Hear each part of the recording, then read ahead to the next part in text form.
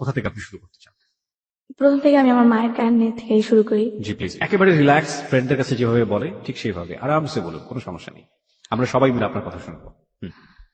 প্রথমে আমার আম্মু একজন ক্লিনিকের একজন আপনার বলতে পারেন ডাক্তার ছিল, নার্স। জি।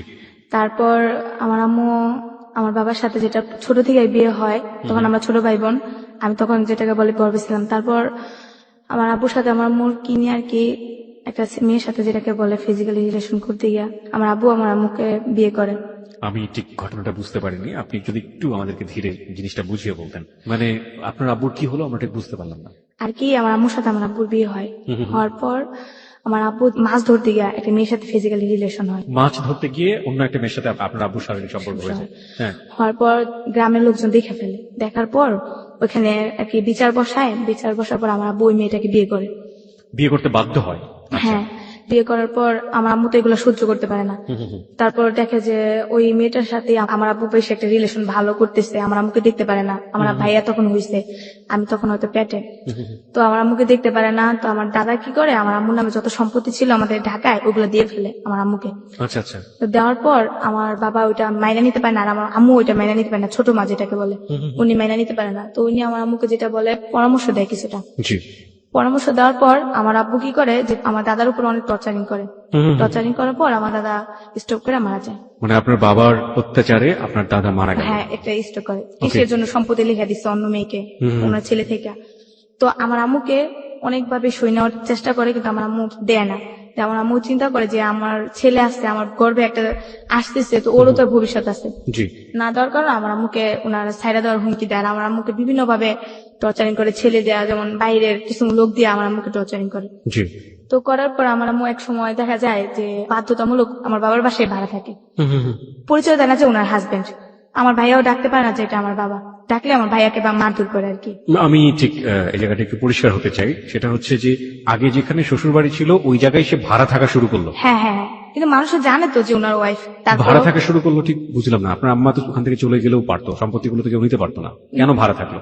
বাইরের দিকটা বিভিন্ন ভাবে আমার আম্মুকে টর্চারিং করা হয়, যেমন মানে একটা মেয়ের জন্য বাইরে গিয়ে থাকাটা অনেক বেশি টাফ ছিল। হ্যাঁ, কোনো লোকে ভাড়া দিতে চায় না। আর আমার আম্মুর এমন কোন ফ্যাসিলিটি নাই যে অন্য জায়গায় রুম ভাড়া নিবে। তা আমার আম্মুরও আত্মীয় স্বজন যেগুলো আসছে ওগুলো আমার আম্মুকে বোঝে না, টাকার জন্য হেল্প করে যেটাকে বলে। জি। আর আম্মুকে অতটা দেখতে পারে না। তারপর যেটা হয় ভাড়া থাকে, তারপর আমার যেটা বুঝ হয়, আমি যখন হওয়ার পর আমি আমার আম্মুকে যদি জিজ্ঞেস করতাম আম্মু বাবা কে, আম্মু বলতো যে তোমার বাবা নাই, তোমার বাবা মারা গেছে। কিন্তু ভাইয়াও বলতো না যে এটা আমাদের বাবা। তো আমরা ওনাদের বাড়িওয়ালা চোখেই দেখতাম। ওই বাড়িটা কার নামে ছিল? বাড়িটা ছিল আমার দাদির নামে। দাদি তখন বেঁচে ছিলেন? হ্যাঁ, দাদি বেঁচে। দাদি কি আচরণ করতো আপনাদের সঙ্গে? ভালোই তো, উনিও আমাদের পরিচিত দেন না যে উনি আমার দাদি, এমনিতে দাদি ডাকতাম, কিন্তু বুঝার পরে জানি যে এটা আমাদের আসল দাদি। দাদা দাদি। ওকে, যাই হোক, সে প্রসঙ্গে আমরা আসবো। হ্যাঁ, তারপর যেটা হয় আর কি, আমার আম্মু তখন একটা মানে দাবি করে যে ওনার সম্পত্তি ওনাকে দিতে হবে, ওনার মেয়ে হয়েছে, এখন ওনার মেয়ের নিয়ে কোথায় দাঁড়াবে। তো একসময় ওনাকে বলে যে এই বাড়ি ছেড়ে তুমি চলে যাও। তখন আমার আম্মু বলে যে চলে গেলে আমি কই যাবো, কই থাকবো, আমার তো এখন ছেলে মেয়ে আছে, তুমি আমাকে কিছু না কিছু একটা দেও। তো যেহেতু জায়গা জমির পর আম্মুকে অনেক টর্চারিং করে, আম্মুকে মারধর করে, মেরুদণ্ড ভাঙিয়ে দেয় পিঠে। আর আমার আব্বু একজন প্রভাবশালী লোক, যেটা বলে নেতা, রাজনীতি করতে আপনার বাবা? হ্যাঁ, বাবার উপরে কেউ আবার কথা বলতো না। তো আমার আম্মুকে অনেক মারধর করার পর আমার মামা, ছোট মামা, ওনাকে বনসই দেয় যে আমার আম্মু আর এলাকায় কখনো আসবে না, আমার আম্মুকে নিয়ে দূরে চলে যাবো, আর কখনো এই এলাকায় আমার আম্মু ডিস্টার্ব করবে না আমাকে। তো তারপর আমার আম্মু এটা মেনে নিতে পারে না। আচ্ছা, যে সম্পত্তিগুলো আপনার দাদা লিখে দিলেন আপনার মাকে, সেগুলো কি দলিলপত্র কাগজপত্র আপনার মার কাছে ছিল? ছিল, বাট মারধর করার পর ঘরে যত জিনিসপত্র ছিল ওরা নিয়ে গেছে, আমাদের বের করে দিচ্ছে। তারপর আমি তখন বুঝি, প্রায় আমার বয়স, এটা মনে 2002 সালে কিংবা 3 সালের ঘটনা। এগুলো তো পরবর্তীতে আপনার মার কাছ থেকে আপনি শুনেছেন? হ্যাঁ, মারধর যখন করছে সেটা আমার মনে আছে যে আমার আম্মুকে মারছে। তখন আপনার বয়স কত ছিল? কত যেটাকে বুঝে একদম অল্প বয়স, 5 থেকে 6। দেখেছিলেন আপনি ওই সময়টা? দেখছিলাম যে আমার আম্মুকে ঝাড়ু দিয়ে পিটাইতেছে, আমার আম্মু অনেক মোটা ছিল, আর আমার আম্মু চুল পায়ে পর্যন্ত পড়তো। আমার আম্মুকে চুল ধরে চুল কাইটে দিতেছে, আমার আম্মু চুল, এই চুল নিয়ে মানুষের দেখাবি এগুলা। আর আমার আম্মু কিন্তু যেটা বলে মহাখালী শিশু ক্লিনিকে MBBS একটা ডাক্তার ছিল। আচ্ছা। তারপর আমার আম্মুকে বলে যে তুই কোনো জায়গায় কর্ম করে খাবি, ওই সুযোগটাও তোরে রাখবো না। বড় বড় কাঠের জিনিস ওইগুলা দিয়ে আমার আম্মুকে অনেক মারধর করে, কেউ যে ফিরাই বলেও পারে না। তো আমি ওইটা দেখে আমি আমার খালারে ডাইকা নিয়ে আসছি যে খালাম্মা আমুরে মনে মন বাড়িওয়ালা মারতেছে। পরে আমার খালাম্মা যায় চলে, আমার খালাম্মা আমার ছোট মামার নিয়ে যায়। ছোট মামা এগুলা শুই না বলে যে ও তো পাগল হয়ে গেছে, ওর মেন্টালি সমস্যা আছে। ওরে আমরা নিয়ে যাবো, আপনি একটা বন সই দেন, আমরা যেভাবে ওকে নিয়ে যাবো। পর বলে হ্যাঁ নিয়ে যেতে পারো, তোমাদের বোনের এক শর্ত আছে, তোমাদের এই এলাকার জন্য কখনো দেখি না, আর তোমার বোনের জন্য এই এলাকায় কখনো দেখি না, আর যদি দেখি তাহলে তো বুঝোই কি করতে পারি আমি।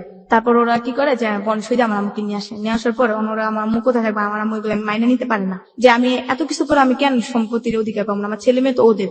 তো আমার আম্মু কি করে থানার সাহায্য নেয়, থানার লোকরা আসে, তো আমার আব্বু কিছু টাকা দেয় ওনাদেরকে, আমি যেটা শুনছি আমার খালাম্মার মুখে থেকে। টাকা দেওয়ার পর চলে যায় পুলিশেরা, আর এটা নিয়ে বেশি একটা ঘাটাঘাটি করে না, বলে যে তুমি এগুলো করো না, তোমার সমস্যা করতে পারে, আমরা তোমাকে সবসময় পাহারা দিতে পারবো না, দেখা গেছে তোমার হাজবেন্ডের লোক এসে তোমাকে ডিস্টার্ব করতে পারে, তখন কি করবা। তো আমার যেটা সৎ মা উনি আমার আম্মুকে ডাইকা নিয়ে যায়, নিয়ে আমার আম্মুর সাথে ভালো কথা বলে, হ্যাঁ তোমাকে জায়গা জমি এগুলো আমি ব্যবস্থা করে দেবো, তোমার কোনো সমস্যা হবে না।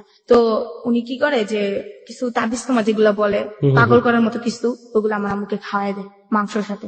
তারপর আমার আম্মুর সাথে সাথে আইসা একা একা হাত নাড়ায় নাড়ায় আন্তাজি মান্তাজি কথা বলে, আর একা একা কোরআন শরীফ পড়ে, মানে কিরকম জানি একটা হয়ে গেছে, এক ধরনের পাগলাম। পাগলামি। ছেলে মেয়েদেরকে দেখতে পায় না, কাউকে দেখতে পায় না, মানুষের সাথে কেমন খারাপ আচরণ করে, আর আমার নিয়ে ঘরে থাকে না। ওকে প্রিয় শ্রোতা, এই পার্টে আপনাদের সবার দৃষ্টি আকর্ষণ করছি আমরা রিয়েল লাইফের একটা ছোট্ট পার্ট এরকম, যেখানে অনেক বেশি প্রশ্নবিদ্ধ হতে পারে, যুক্তি একেবারে নাও খাটতে পারে, but this is a part of life. যেমন আমরা অনেক সময় ভূতের অনেক ধরনের গল্প শুনে থাকি, যেটা কারো কারো কাছে একেবারে আজগুবি, কারো কারো কাছে কোনো যৌক্তিকতাই নেই, কারো কারো কাছে বৈজ্ঞানিকভাবে প্রমাণিত না। এই যে ঘটনাটিও বললো তাবিজ কবজের ব্যাপারটি, সেটাতে বিশ্বাস অবিশ্বাস করা একান্তই আপনার ব্যক্তিগত ব্যাপার, কিন্তু এটা জীবনের একটা অংশ। বিশ্বাস করবেন কি করবেন না সে বিষয়টি আপনার উপর আমরা ছেড়ে দিলাম, কিন্তু আমরা আমাদের জায়গা থেকে জীবনের গল্প যেহেতু প্রচার করছি, সুতরাং ও যেটা ফিল করেছে সেটা ও বলার অধিকার রাখে, সুতরাং ওটাও বলবে। হ্যাঁ তারপর যেটা হয়, আম্মু আমার বাসায় থাকে না, তো আমার ভাইয়া তখন ধরেন 10-12 বছর, আমরা এক ভাই এক বোনে। তারপর আমার আম্মু কি করে, আমাকে নিয়ে দৌড়াদৌড়ি করে, রাস্তায় দৌড়ায় যায়, অনেক দূর দূরে দৌড়ায় জায়গা, আর আমি যদি হাত ছাড়ি আমাকে হাত ছাড়ে না, আমাকে গলা টিপা ধরে, আমার বুকের উপরে দাঁড়ায় থাকে, আমাকে অনেক মারধর করে। আর আমি খালি বলতাম আম্মু তুমি এটা কি করতেছে, তুমি কি পাগলামি করতেছে নাকি, আমি এগুলো বলতাম, আমি ডরে আম্মুর কাছে যেতাম না। তারপর আম্মু আমাকে নিয়ে যেত, আম্মু আমাকে খুব লাইক করতো, মানে মানসিক ভাবে ঠিক ছিল, একটা রান্না বান্না বলেন, গোসল করেন, সব দিক দিয়ে ঠিক, কিন্তু একা একা কথা বলতো। এরকম করতে করতে আমার ভাইয়া আমাদেরকে, আমার আম্মুকে আর কেয়ার করে না, আমার ভাই আমার ছোট খালার কাছে চলে যায়। একটু জানতে চাই যে আপনার ভাইয়ের সাথে আপনার বয়সের ডিফারেন্স কত? আমি আমার ভাই 7 বছরের ছোট। ওকে, হ্যাঁ তারপর যেটা হয় যে আমার ভাইয়া গাড়ি লাইনে ডিউটি নেয় আমার ওটা কি মামার খালের সাথে। বাসায় গিয়ে? হ্যাঁ, তো খালের বাসায় গিয়ে সে গাড়ির লাইনে ডিউটি নিল। তো হ্যাঁ। কি ডিউটি ছিল এটা? যে হেল্পারি করে বাসে। ওকে, হ্যাঁ তারপর আমি আমার আম্মুর কাছে থাকি, আমার আম্মুর সাথে আমি ঘোরাফেরা করি, কিন্তু আমাকে কেউ তখন আর অতটা গিয়ে করে না যে ও পাগল আমি করুক, সমস্যা কি, মেয়েটা আমাদের কাছে থাকে। কিন্তু কি আমাদের আপনার যে সৎমা ছিল তার ঘরে কি সেই সময় কোনো সন্তান ছিল? হ্যাঁ, তো 2 ছেলে 1 মেয়ে ওনার ঘরে এখনো বর্তমানে আছে। ওকে। তারপর যেটা হয় যে আমার আম্মু আমাকে নিয়ে যায়, রাস্তায় থাকি আমরা, থাকা জায়গা নেই গা। 2004 সালের কথাটা আমার মনে আছে, তখন একটা গ্যাঞ্জাম হয়। রাস্তায় কিভাবে থাকলেন? দেখা গেছে কোন দোকানে সাইডে আমরা প্রথমে বসে থাকতাম, আম্মু বসে থাকতো, আম্মুর কোসে যেটাকে বলে, আম্মুর কোসে আমি মাথা দিয়ে রাখতাম, আম্মু আমাকে কাপড় দিয়ে ঢেকে রাখতো, ঢেকে আমরা শুয়ে থাকতাম। আর আমার মনে আছে খুব শীতের দিন ছিল, তখন কি হইতো যে আম্মু আমাকে নিয়ে একটা দোকানের সাইডে আম্মু শুয়ে থাকতো, শাটারের ওই সাইডে আমি শুয়ে থাকতাম, আম্মু বাইরে শুয়ে থাকতো, আম্মু আমাকে জড়াই দিয়ে কাপড়ের ভিতরে পেঁচাই নিয়ে শুয়ে থাকতো, আম্মু সাইডে শুয়ে থাকতো। কিন্তু আমার ফ্যামিলিটা ওরা ভাবতো না যে মেয়েটাকে আমি রাখি বা ওরে এক ঘরে বন্দি করে রাখি, কোনো সময় করতো না, আমার ফ্যামিলির দিকে একটা কেয়ারই করতো না। তারপরে এইভাবে আমরা রাস্তায় থাকতাম, আমার ভাই দেখলে আমাদের সাথে দেখা করতো না, কথা বলতো না। আমার আম্মু আমার ভাইয়াকে খুব লাইক করে, ভাই কি বলবো, এতটাই লাইক করে যে আমার থেকে আমার ভাইয়ের খুব লাইক করে। আমার ভাইয়ের কিছু হইলে আমার মনে হয় আম্মু খুব টেনশন করে, আম্মু বলে যে আরে তোর ভাইয়ের দেখে আসি, এটা এটা। তো আমরা রাস্তায় ঘুরতে ঘুরতে একদিন দুপুরবেলা বনানি আইসা ফুটপাতে চা বেছে, চা খাই আমার আম্মু আর আমি। তো আমার ভাইয়াকে দেখি যে বাসের ভিতরে যে ডাক দেওয়া লোক নেয় না, তো আমার ভাইয়া ডাক দেওয়ার লোক নিতেছে, আমার ভাইয়ের আমি দেখে যাই করে ডাক দিই, তো ডাক দেওয়ার পরে ভাইয়া দাঁড়ায় দেখা, ও আর কথা কয় না। আপনার ভাইয়ের নাম ছিল জাহিদ? হ্যাঁ। তো দেখে আমার বলতেছে তোরা এনে, পরে আমি ভাইয়া মায়ের দেখতে চাইছি, তোমার মায়ের কাছে দাও। মায়ের কাছে গিয়ে আমার এখন সময় নাই, 16 টাকা দেয় আমার আম্মুরে। 16 টাকা দেওয়ার পর বলে আমি যাই, আম্মু আবার ডাক দেওয়া যাই একটু কথা শুনতে, বাবা তোর চেহারা একটু দেখবো, কিন্তু ভাইয়া আম্মুর সাথে কথা বলে না, ভাইয়া চলে যায়। পরের দিন আমি আর আম্মু টঙ্গিতে আমাদের খালার বাসায় যাই, যার পরে আমি ভাইয়ের জন্য দাঁড়ায় থাকতাম, আমরা বলে ভাই কখন আসবে, আসলে কিছু টাকা দিবে, আমরা ওই টাকা দিয়ে খাওয়া দাওয়া করবো। তো ভাইয়া আসলো, আসার পরে তো আমি আমার ভাই বলতেছি ভাইয়া আপনার সাথে ভাই দেখা করতে চাই, মার সাথে একটু কথা কইবেন, পরে ডাকবে। পরে ভাই আসতে, বাপ কেমন আছো, একটু জড়াই ধরলে না, এই তুমি আমার জড়াই ধরবে না, কেন জড়াই ধরতেছো, এই তোমার শরীর কি অবস্থা, একটু নোংরামি অভ্যাস, কেমন জড়াই দরকার, তুমি আমার রাস্তা দিতে ডাক দিবা না, তোমার মতো ফকিনের লোকের রাস্তা দিতে কথা বলে আমার সময় মান সম্মান চলে যায় না। আমার ভাই আমার মার এগুলো কইতো, তো মায়ের কষ্ট নিত না মনে, আমি কষ্ট নিতাম। আমি মনে করতাম যে ভাই এরকম বড় লোক দেখে আম্মুর এরকম করে, আর আমার সাথে ভাই কথা কইতো না। রাস্তাঘাটে দেখলে একটা সামনে বোন বলে আদর করতো, ওরকম করতো না। আমার খালতো বোনের মেয়ে 2টা ছিল, ওদের তো অনেক লাইক করতো আমার ভাইয়া, ওদের পড়ালেখা সবকিছু চালাইতো আমার ভাইয়া, বই টই যা বলেন খাতা বলেন সবকিছু চালাইতো, কিন্তু আমাকে কোনোদিন 2 টাকা দিত না। আর আমি চাইতাম না, আমি খুব ভয় পেতাম ভাইয়ারে। তারপর যেটা হয়, আমার খালার বকাবকি করে, তুই আমার ছেলেটা নষ্ট বানাইছিস, আমার ছেলেটা আমার দেখতে পারে না, আমার ছেলে কি করছিস তোরা, আমার ছেলে আমাকে দেখতে পারে না কে। এরা বলছে দেখে না, আমার খালা তর্কাতর্কি করে, আমার আম্মু তর্কাতর্কি করে। তারপর আমার ভাই আমার আম্মুকে কোমরে বেল দিয়ে মারতে যায়, তো আমি আমার ভাইয়ের ধরে দেখে, ভাই মারে না মারে আমাকে মারে, অনেকগুলো থাপ্পড় মানে অনেকগুলো ঘুষি মারে। আর কখনো এদিকে যদি দেখি তাহলে ঠ্যাং ভেঙে দিমু, তোর মারি না কখনো হবে না, এই মুখ তোরা কখনো দেখাবি না। মা বলে ডাকতো না ওনাকে? আর না, কখনই আমার মানে মা বলে ডাকতো না। আমার মা ভিক্ষা করতো দেখে অবহেলা করতো। ও মানে ওই সময় তুমি ভিক্ষা করতেন? হ্যাঁ, আমরা তো খাইতে পারতাম না, তো আমার আম্মু আর আমি চাই খেতাম, আমি চাইতাম, আম্মু তারা থাকতো। আপনার তখন বয়সটা কত, আপনার যদি মনে থাকে, মানে যে সময়টা আপনি লোকজনের কাছে চাইতেন, আপনার মা কি করতেন? বয়স কত সঠিক আমি বলতে পারি না, তখন 2005 সালের ঘটনা এটা। 2005 সালের ঘটনা, তার মানে খুব বেশি দূরে তো না। হ্যাঁ, আপনার যদি এখন 18 বছর হয়ে থাকে, তাহলে 2005 সালে তো বুঝতে পারছেন প্রিয় শ্রোতা, ও মোটামুটি বড়ই ছিল সেই সময়টা, হ্যাঁ। বছর দশকের মতো বয়স। ওকে, হ্যাঁ, তারপর? তারপর ভিক্ষা করতে গেলে সময় বাসা বাড়িতে যদি চাইতে যেতাম, তাহলে ওনারা বলতো কাজ করে খাইতে পারো না, ভিক্ষা করো কেন। তোমার আম্মু দেখতে সুস্থ সবলে মনে, কিন্তু আম্মু হাঁটতে পারতো না, অনেক কষ্ট করে হাঁটতো। এমবিবিএস ডক্টর, সে ভিক্ষা করছে? বিশ্বাস যদি অনেক জায়গায় আম্মু আমাকে নিয়ে গেছে হেল্প করার জন্য, ওনার অনেক পরিচিত লোক ছিল। দেখা গেছে যে আপনার মতিঝিল টিএনটি কলোনি আছে না, ফকিরপুর, ওইখানে একটা আমার মামা ছিল। তো আমার মামা একটা সরকারি জব করে, তো উনি ওই কোয়ার্টার পাইছে। আমার আম্মু কিন্তু তখনও ব্রেন ভালো, আম্মু আমাকে নিয়ে যায়, নিয়ে যাওয়ার পর তো ওইখানে কলোনিতে আমাদের ঢুকায়। ঢোকার পর আমার মাম্মি যেটা, উনি আমাদের এই অবস্থা দেখা উনি আমাদেরকে ঘরে নেন। উনি বলে তুমি নিচে বসো, এই সিঁড়িতে থাকবা, আমি খাওয়া দাওয়া যা যা লাগে ব্যবস্থা করি, কিন্তু তখন আমাদের হেল্প করে না। আপনার মার একটা মানসিক বিকলাঙ্গ অবস্থা তৈরি হয়েছিল সেই সময়টাতে, আসলে উনি এমবিবিএস থাকলেও ওনার কিছু করার নেই, কারণ উনি তো মানসিকভাবে অপ্রকৃতস্থ। প্রিয় শ্রোতা, আপনাদের সবার দৃষ্টি আকর্ষণ করছি, আজকে মনি আছে আমাদের সঙ্গে। মনি তার জীবনের গল্প নিয়ে এসছে এখানে, এবং মনির জীবনের গল্প কোথায় গিয়ে দাঁড়াবে আমরা কেউ জানি না। আমরা শুধু বলতে চাই, প্রত্যেকটি জীবনের গল্পই আমাদের কাছে অসম্ভব রকমের মূল্যবান, এক একটি রত্ন হচ্ছে এক একটি জীবনের গল্প। আজকে 69তম পর্ব চলছে প্রিয় শ্রোতা, এবং আপনাদের সবাইকে আমি রিকোয়েস্ট করছি, মনিকে নিয়ে একটি রেডিও স্ট্যাটাস আমাদের ফেসবুকে দেওয়া আছে, ওখানে চলে আসুন, ওখানে গিয়ে মনিকে নিয়ে কমেন্টস করুন, প্রশ্ন করুন, মনিকে আমরা সেগুলো পড়ে শোনাবো, মনির কালেকশনে সেগুলো থাকবে। আমাদের ফেসবুকের ঠিকানা আবারও বলছি, www.facebook.com/hello8920। আবারও বলি, www.facebook.com/hello8920, দ্যাট ইজ hello8920। ওখানে গিয়ে RGQP নামে পেজটি পাবেন, এবং লাইক দেওয়ার সঙ্গে সঙ্গে আপনি hello8920 মেম্বার হয়ে যাবেন।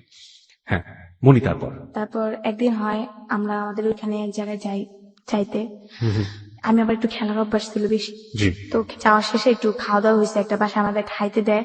ওই দিনকে আবার ওনার বিয়ে বাড়ির অনুষ্ঠান ছিল, খাওয়ার পরে ক্লান্ত হয়ে যায় আমার আম্মু। তো আমার আম্মু এক গাছের নিচে বসে থাকে, আমি একটা মেয়ের সাথে খেলতেছিলাম। মেয়েটা বলে তুমি কি করো? আমরা বললাম চা খাই। তোমাদের এখানে বাড়ি আছে? হ্যাঁ আমাদের এখানে বাড়ি আছে। আমার আম্মু ফুলের ব্যবসা করে, আমার আম্মু ফুলও বেচে খায়ও। আমি একটু মিথ্যে কথা বলি, তো ওরা অনেক বড় লোক দেখতাম, তো এর জন্য এসব কথা বলতাম। ও বলে আমি ফুল কিনে দিব আমারে কয়টা, আমি তোমার টাকা দিব। আমি ফুল তো নাই, তুমি আমাদের বাসায় যাবা, গেলাম তোমার ফুল এনে দিব, সমস্যা নেই, এটা বলি। মেয়েটা আবার ওর আম্মুর কাছে গিয়ে বলে আম্মু আমি ওদের কাছে যাই, ওনারা ফুল দিব। তো ওর আম্মু আবার ওটা নেগেটিভ ভাবে নেওয়ার পর ওর আম্মু বলে কে যে ও ফুল নিতে যাবো না, এগুলো বাচ্চা চুরি করার কথা বলতেছে, নিশ্চয় ওরা বাচ্চা চোর। এটা বললা আমার আম্মুকে নিয়ে ধরে নিয়ে যায়। আমার আম্মুকে ধইরা আমার আম্মুকে অনেক টর্চারিং করে ভাইয়া, এতটাই টর্চারিং করে, আমার আম্মুর গায়ে হাত তুলে 2টা লাঠি দেওয়া, ওরা পিটায়। আমার আম্মু এমনিতে অসুস্থ, আরো পিটায় আমার আম্মুর। আর আমাকে বলে স্বীকার কর, তোরা বাচ্চা চুরি করস, স্বীকার কর। যতই বলতেছি যে না আমার আম্মু বাচ্চা চুরি করে না, তো কেউ বিশ্বাস করে না, বলতো স্বীকার কর, তাহলে তোর আম্মুরে মারবো না।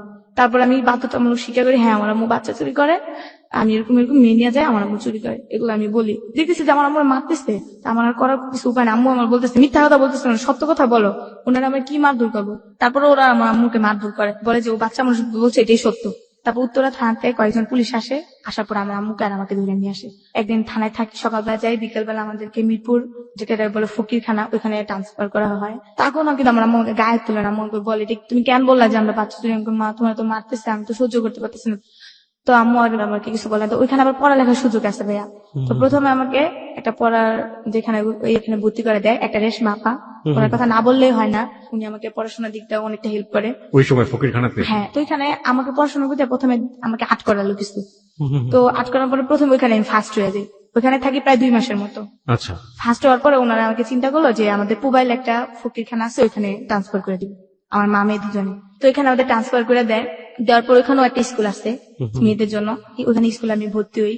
হওয়ার পর প্রথমে ওয়ানে পড়ি, ওয়ানে আমার প্রথমে পরীক্ষা দেওয়ার পরে আমার রোল করে ভালো পড়াশোনা করতেছে, ওইটা আবার একটা যেটাকে বলে হেড অফিসার, উনি আবার ছিল হিন্দু। তো জি। ওনার মেয়েটাই নাকি দেখতে বলে আমার মতো ছিল, তো মেয়েটা নাকি বলে মারা গেছে, তো আমাকে খুব লাইক করতো আচ্ছা, সবার থেকে। মানে ওখানে নাহলে 9-10 হাজার লোক ছিল। ভিক্ষুক। হ্যাঁ, মানে ওখানকার একটা আমল ছিল যেটা ভিক্ষুক ধরে ধরে নিয়ে নেওয়া মানুষের ভালো করার জন্য ইয়ে করতো, যে বাইরে থেকে খেলো নাকি আসবে তখন ভিক্ষুক ধরে নিয়ে যেত, ওকে। ওরকম করতো। তো ধরে না আমি আবার পড়াশোনা ভালো করতাম, তো ওইখানে যেটা হয় একদিন বৃহস্পতিবার দিন একটা মিটিং হয়, হওয়ার পর প্রশ্ন করে মেয়েদের যে মেয়েদের সবচেয়ে পর্দাশীল কি কি জন্য মেয়েরা পর্দাশীল করে, যে উত্তরটা দিতে পারবা তার জন্য সারপ্রাইজ আছে। তখন প্রথমে বললাম যে মেয়েদের সবচেয়ে পর্দাশীল হচ্ছে মেয়েদের মাথায় কাপড় দেওয়া আর একটা ছেলের সামনে যাওয়া না, যে একটা নিজের একটা যেটা ওয়েট, মাথায় কাপড় দেওয়া, চলাফেরা সবসময় ভদ্রভাবে নম্রভাবে থাকা। তো এই কথাটা বলার পর স্যার এটা গুরুত্ব সহকারে নেই, তখন আমাকে একটা পুরস্কার দেয় যেটা সাবান, প্রতি ফার্স্ট আমার পুরস্কার সাবান, একটা সাবান পাই বিদেশি। তো সবাই আমাকে মানে ওই হুমটার ভিতরে নাম হয়ে যায়, মনি পুরস্কার পাইছে, খুব খুশি লাগছিল। ওকে। তারপর ওইখানে আবার 16 ডিসেম্বর দিন খেলা হইতো, সবগুলা খেলায় নাম দিই। তো আমি বিস্কুট খেলাতে প্রথম হই, ছবি আর্ট করাতেও প্রথম হই, আচ্ছা আবৃত্তি পাঠ করাতে আমি সেকেন্ড হই, তারপর আপনার গান করাতে সেকেন্ড হই। আচ্ছা। 4টা পুরস্কার একসাথে আনি, আমার পুরা ইয়েটাই একবারে নাম হয়ে যায়, মনি পুরস্কার পেয়েছে। তার মানে আপনার বোঝা যাচ্ছে যে আপনার শৈশবটা প্রচন্ড রকম ভাবে ভালো কাটার একটা জায়গাতে আপনি চলে গেলেন। হ্যাঁ, কিন্তু ওইখানে ভালোই তো ওনারা আমাকে দিতে চাচ্ছিল না, তখন আমি চিঠি উঠে যাই। আচ্ছা। তো উঠানোর পর এর ভিতরে আমার আমার একটা অসুখ হয়ে যায়, ওই ঘুমের ভিতরে, ওইখান থেকে কিন্তু বের হওয়া যায় না, এর ভিতরে সবকিছু ওখান থেকে বের হতে বের দেয় না। হতেই দেয় না।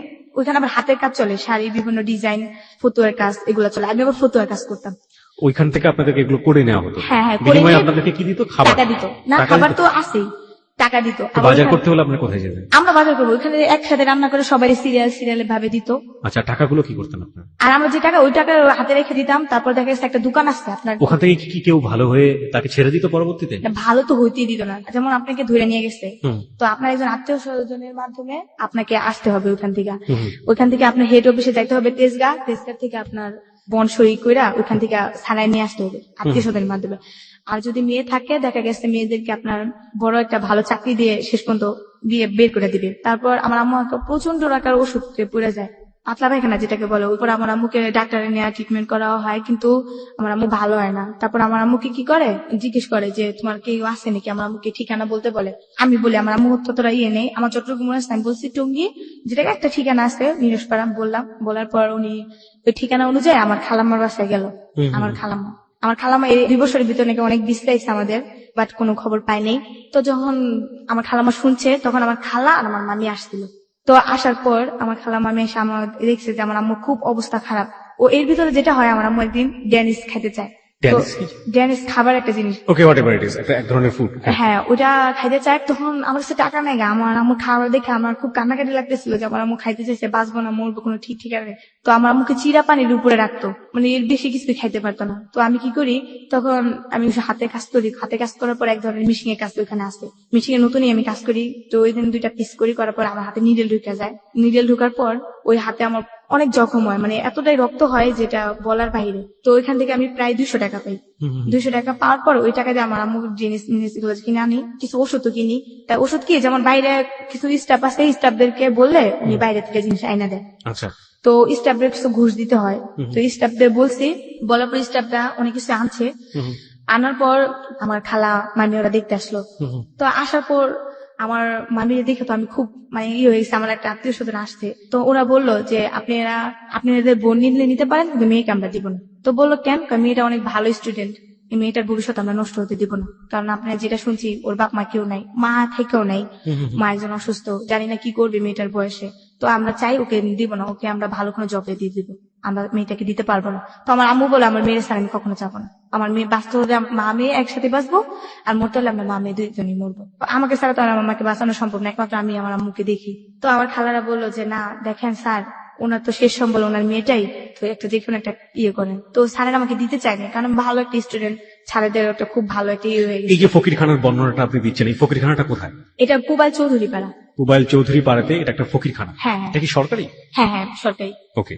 তারপর যেটা হয়, পরে আমার আম্মুকে, তারপর ওরা তেজগাঁ যায়। এই ফকিরখানার নামটা কি আপনার মনে আছে? আমি ফকির, হ্যাঁ নামই চৌধুরীপাড়া ফকিরখানা, হ্যাঁ চৌধুরী পাড়া ফকিরখানা। হ্যাঁ। ওকে। আর তারপর আমার আম্মু আর আমাকে নিয়ে আসে ওইখান থেকে, একটা ট্যাক্সিটা ওরাই ভাড়া করে দেয়। তারপর ওরা বলে, দেখেন মেয়েটার ভবিষ্যৎ নষ্ট হইতে দিয়েন না, যদি কোনো সমস্যা পড়েন আপনারা আমাকে জানাবেন, আমরা মেয়েটার যা কিছু করার করবো, তারপর মেয়েটার ভবিষ্যৎ নষ্ট হইতে দিয়েন না।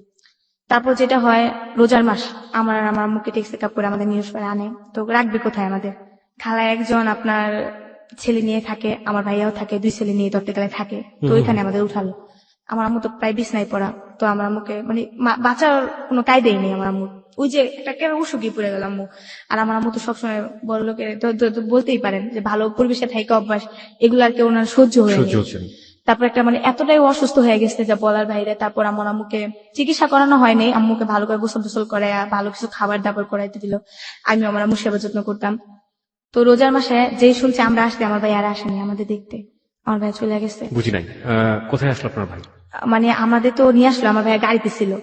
থাকার পর আমার খালামাতে শুনছে, খালামার বাসায় গেছে। কোথায় নিয়ে গেল আপনাদেরকে?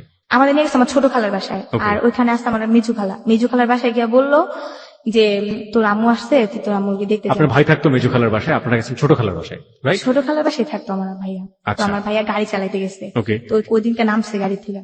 আমার পর সরাসরি আমার মেজু খালার বাসায় গেছে।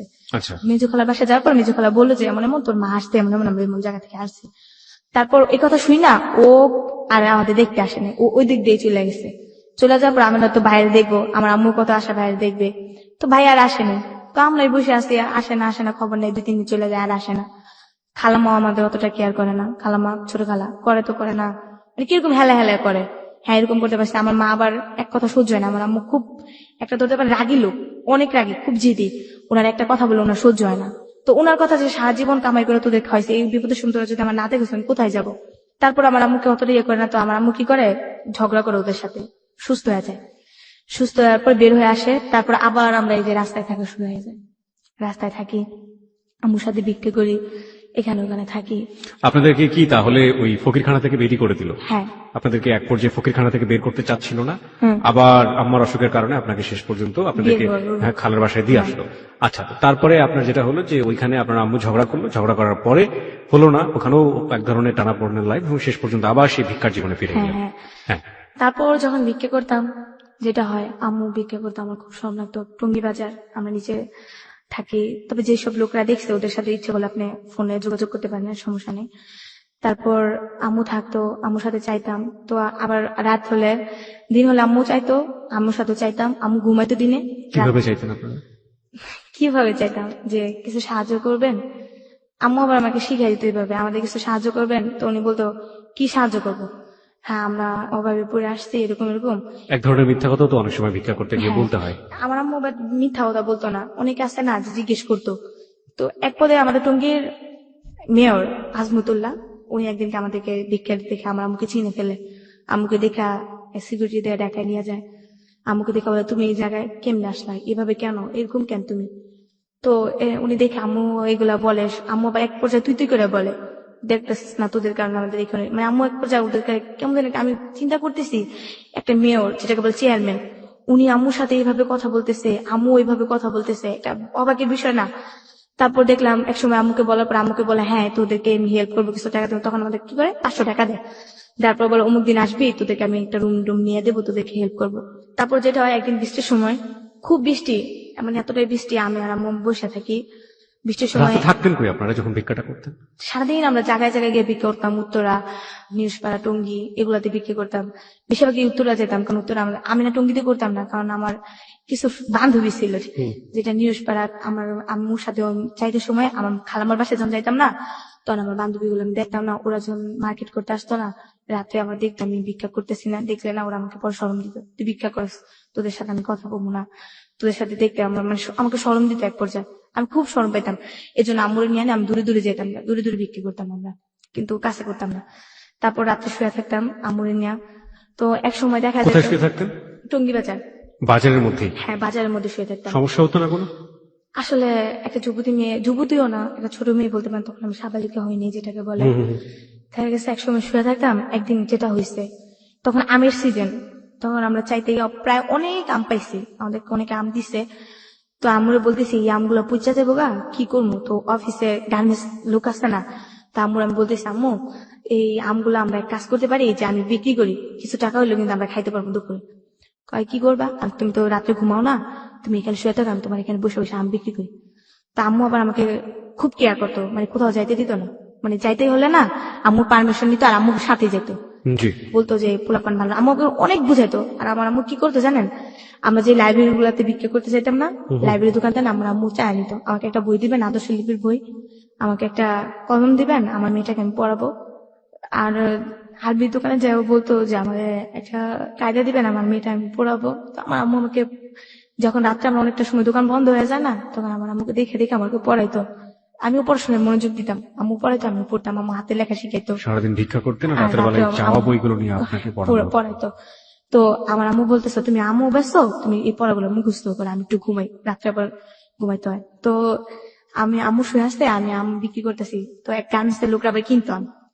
তখন আমি দাম বেশি ছিল, গার্মেন্টসের লোক দেখা যাচ্ছে 10 টাকা 20 টাকা দিয়ে কিনে নিত, তো আমাদের 50 টাকা এই 100 আমগুলো টাকা পেয়েছিলেন কিভাবে, এগুলো বিক্রি করা? চাইতাম। আমার আরো আমার দোকানে গিয়ে চাইতেন? হ্যাঁ, আরো দুই দোকানে চাইলে না আবার ওরা দিত, দিলে দেখা গেছে অনেকগুলো আম দিত, যেগুলো খাইতাম তো খাইতাম, আর যেগুলো থাকতো ভালো ভালো ওইগুলো বিক্রি করতাম। আচ্ছা। বিক্রি করা তারপর যেটা হইতো যে ওরা এগুলা কিনা আমাদের প্রায় প্রতিদিন না হলেও 60 টাকা 70 টাকা এরকম হইতো। তো হইলে আম্মু আর আমি ওইগুলা দিয়ে দিনে হয়ে যেত। তো ওই দিনটা পড়াশোনা মানে অনেকটা পড়লাম, পড়ার পর আম্মু কিছু আম্মু ঘুমিয়ে ধরছে, আমি ঘুমাবো। তো আম্মু আবার সজাগ হয়ে গেল, আম্মু শুয়ে রয়েছে। তো ওই দিনটা যেমন আম্মু ভিতরের দিকে শুয়ে নেই, আমি শুয়েছি বাইরের দিকে, আম্মু শুয়েছে ভিতরের দিকে, ঠিক আছে। তো ওই দিনকে একটা লোক, ওটা উনি কলা বিক্রি করে, তো ওই দিনটা আমি শুয়ে আছি, যেমন বুঝতেই পারি একটা শোয়া কিরকম, আমি সোজা হয়ে শুয়ে আছি। তো উনি আমাকে কি করে যাওয়ার সময় টাচ করে, সেটা বলে যে অনেক মানে প্রচন্ড আকারে টাচ করে। একবার করে আমি সেটা বুঝতে পারি, 2-3 বার করে আমি ফালতু ঘুমতে উঠি। তো আম্মুকে বলি, আম্মু লোকটা দেখে লোকটা চলে যায়। তো চলে যাওয়ার পর আম্মুকে তো বলি যে আম্মু এমন এমন সে আমাকে টাচ করছে। তো আম্মু আর জিনিসটা ইয়ে করে নাকি, আম্মু বলতেছে যে থাক এবারটা তুমি ভিতরে যাবে। আম্মু আর সারা রাত ঘুমায়নি ওই দিনকার পর থেকে আর কি, আম্মু জায়গায় থাকে, আমি ঘুমাই আম্মু জায়গায় থাকে, আম্মু দিনে ঘুমায় আর রাত্রে আমি ঘুমাই আম্মু জায়গা থাকে, ওই যে আমাকে ইয়ে করতে হয়। তো এরকম প্রায় অনেকদিন যায়। আর আমার আম্মু একটা কি জানেন, দেখা গেছে আমরা শুয়ে থাকলে, মানে যে একটা চকিতে মানুষের যে জিনিস বিক্রি করে না, ওই জায়গায় শুয়ে থাকলে আম্মু ওইখানে কেউ বসতে দিত না, অনেক ছেলেরা আসে বসা আমাদের দেখা গেছে গায়ে টাচ করে, এগুলো আম্মু বসতে দিত না, ওই জায়গায় আম্মু বসে থাকে, অন্য কেউ বসতে দিত না।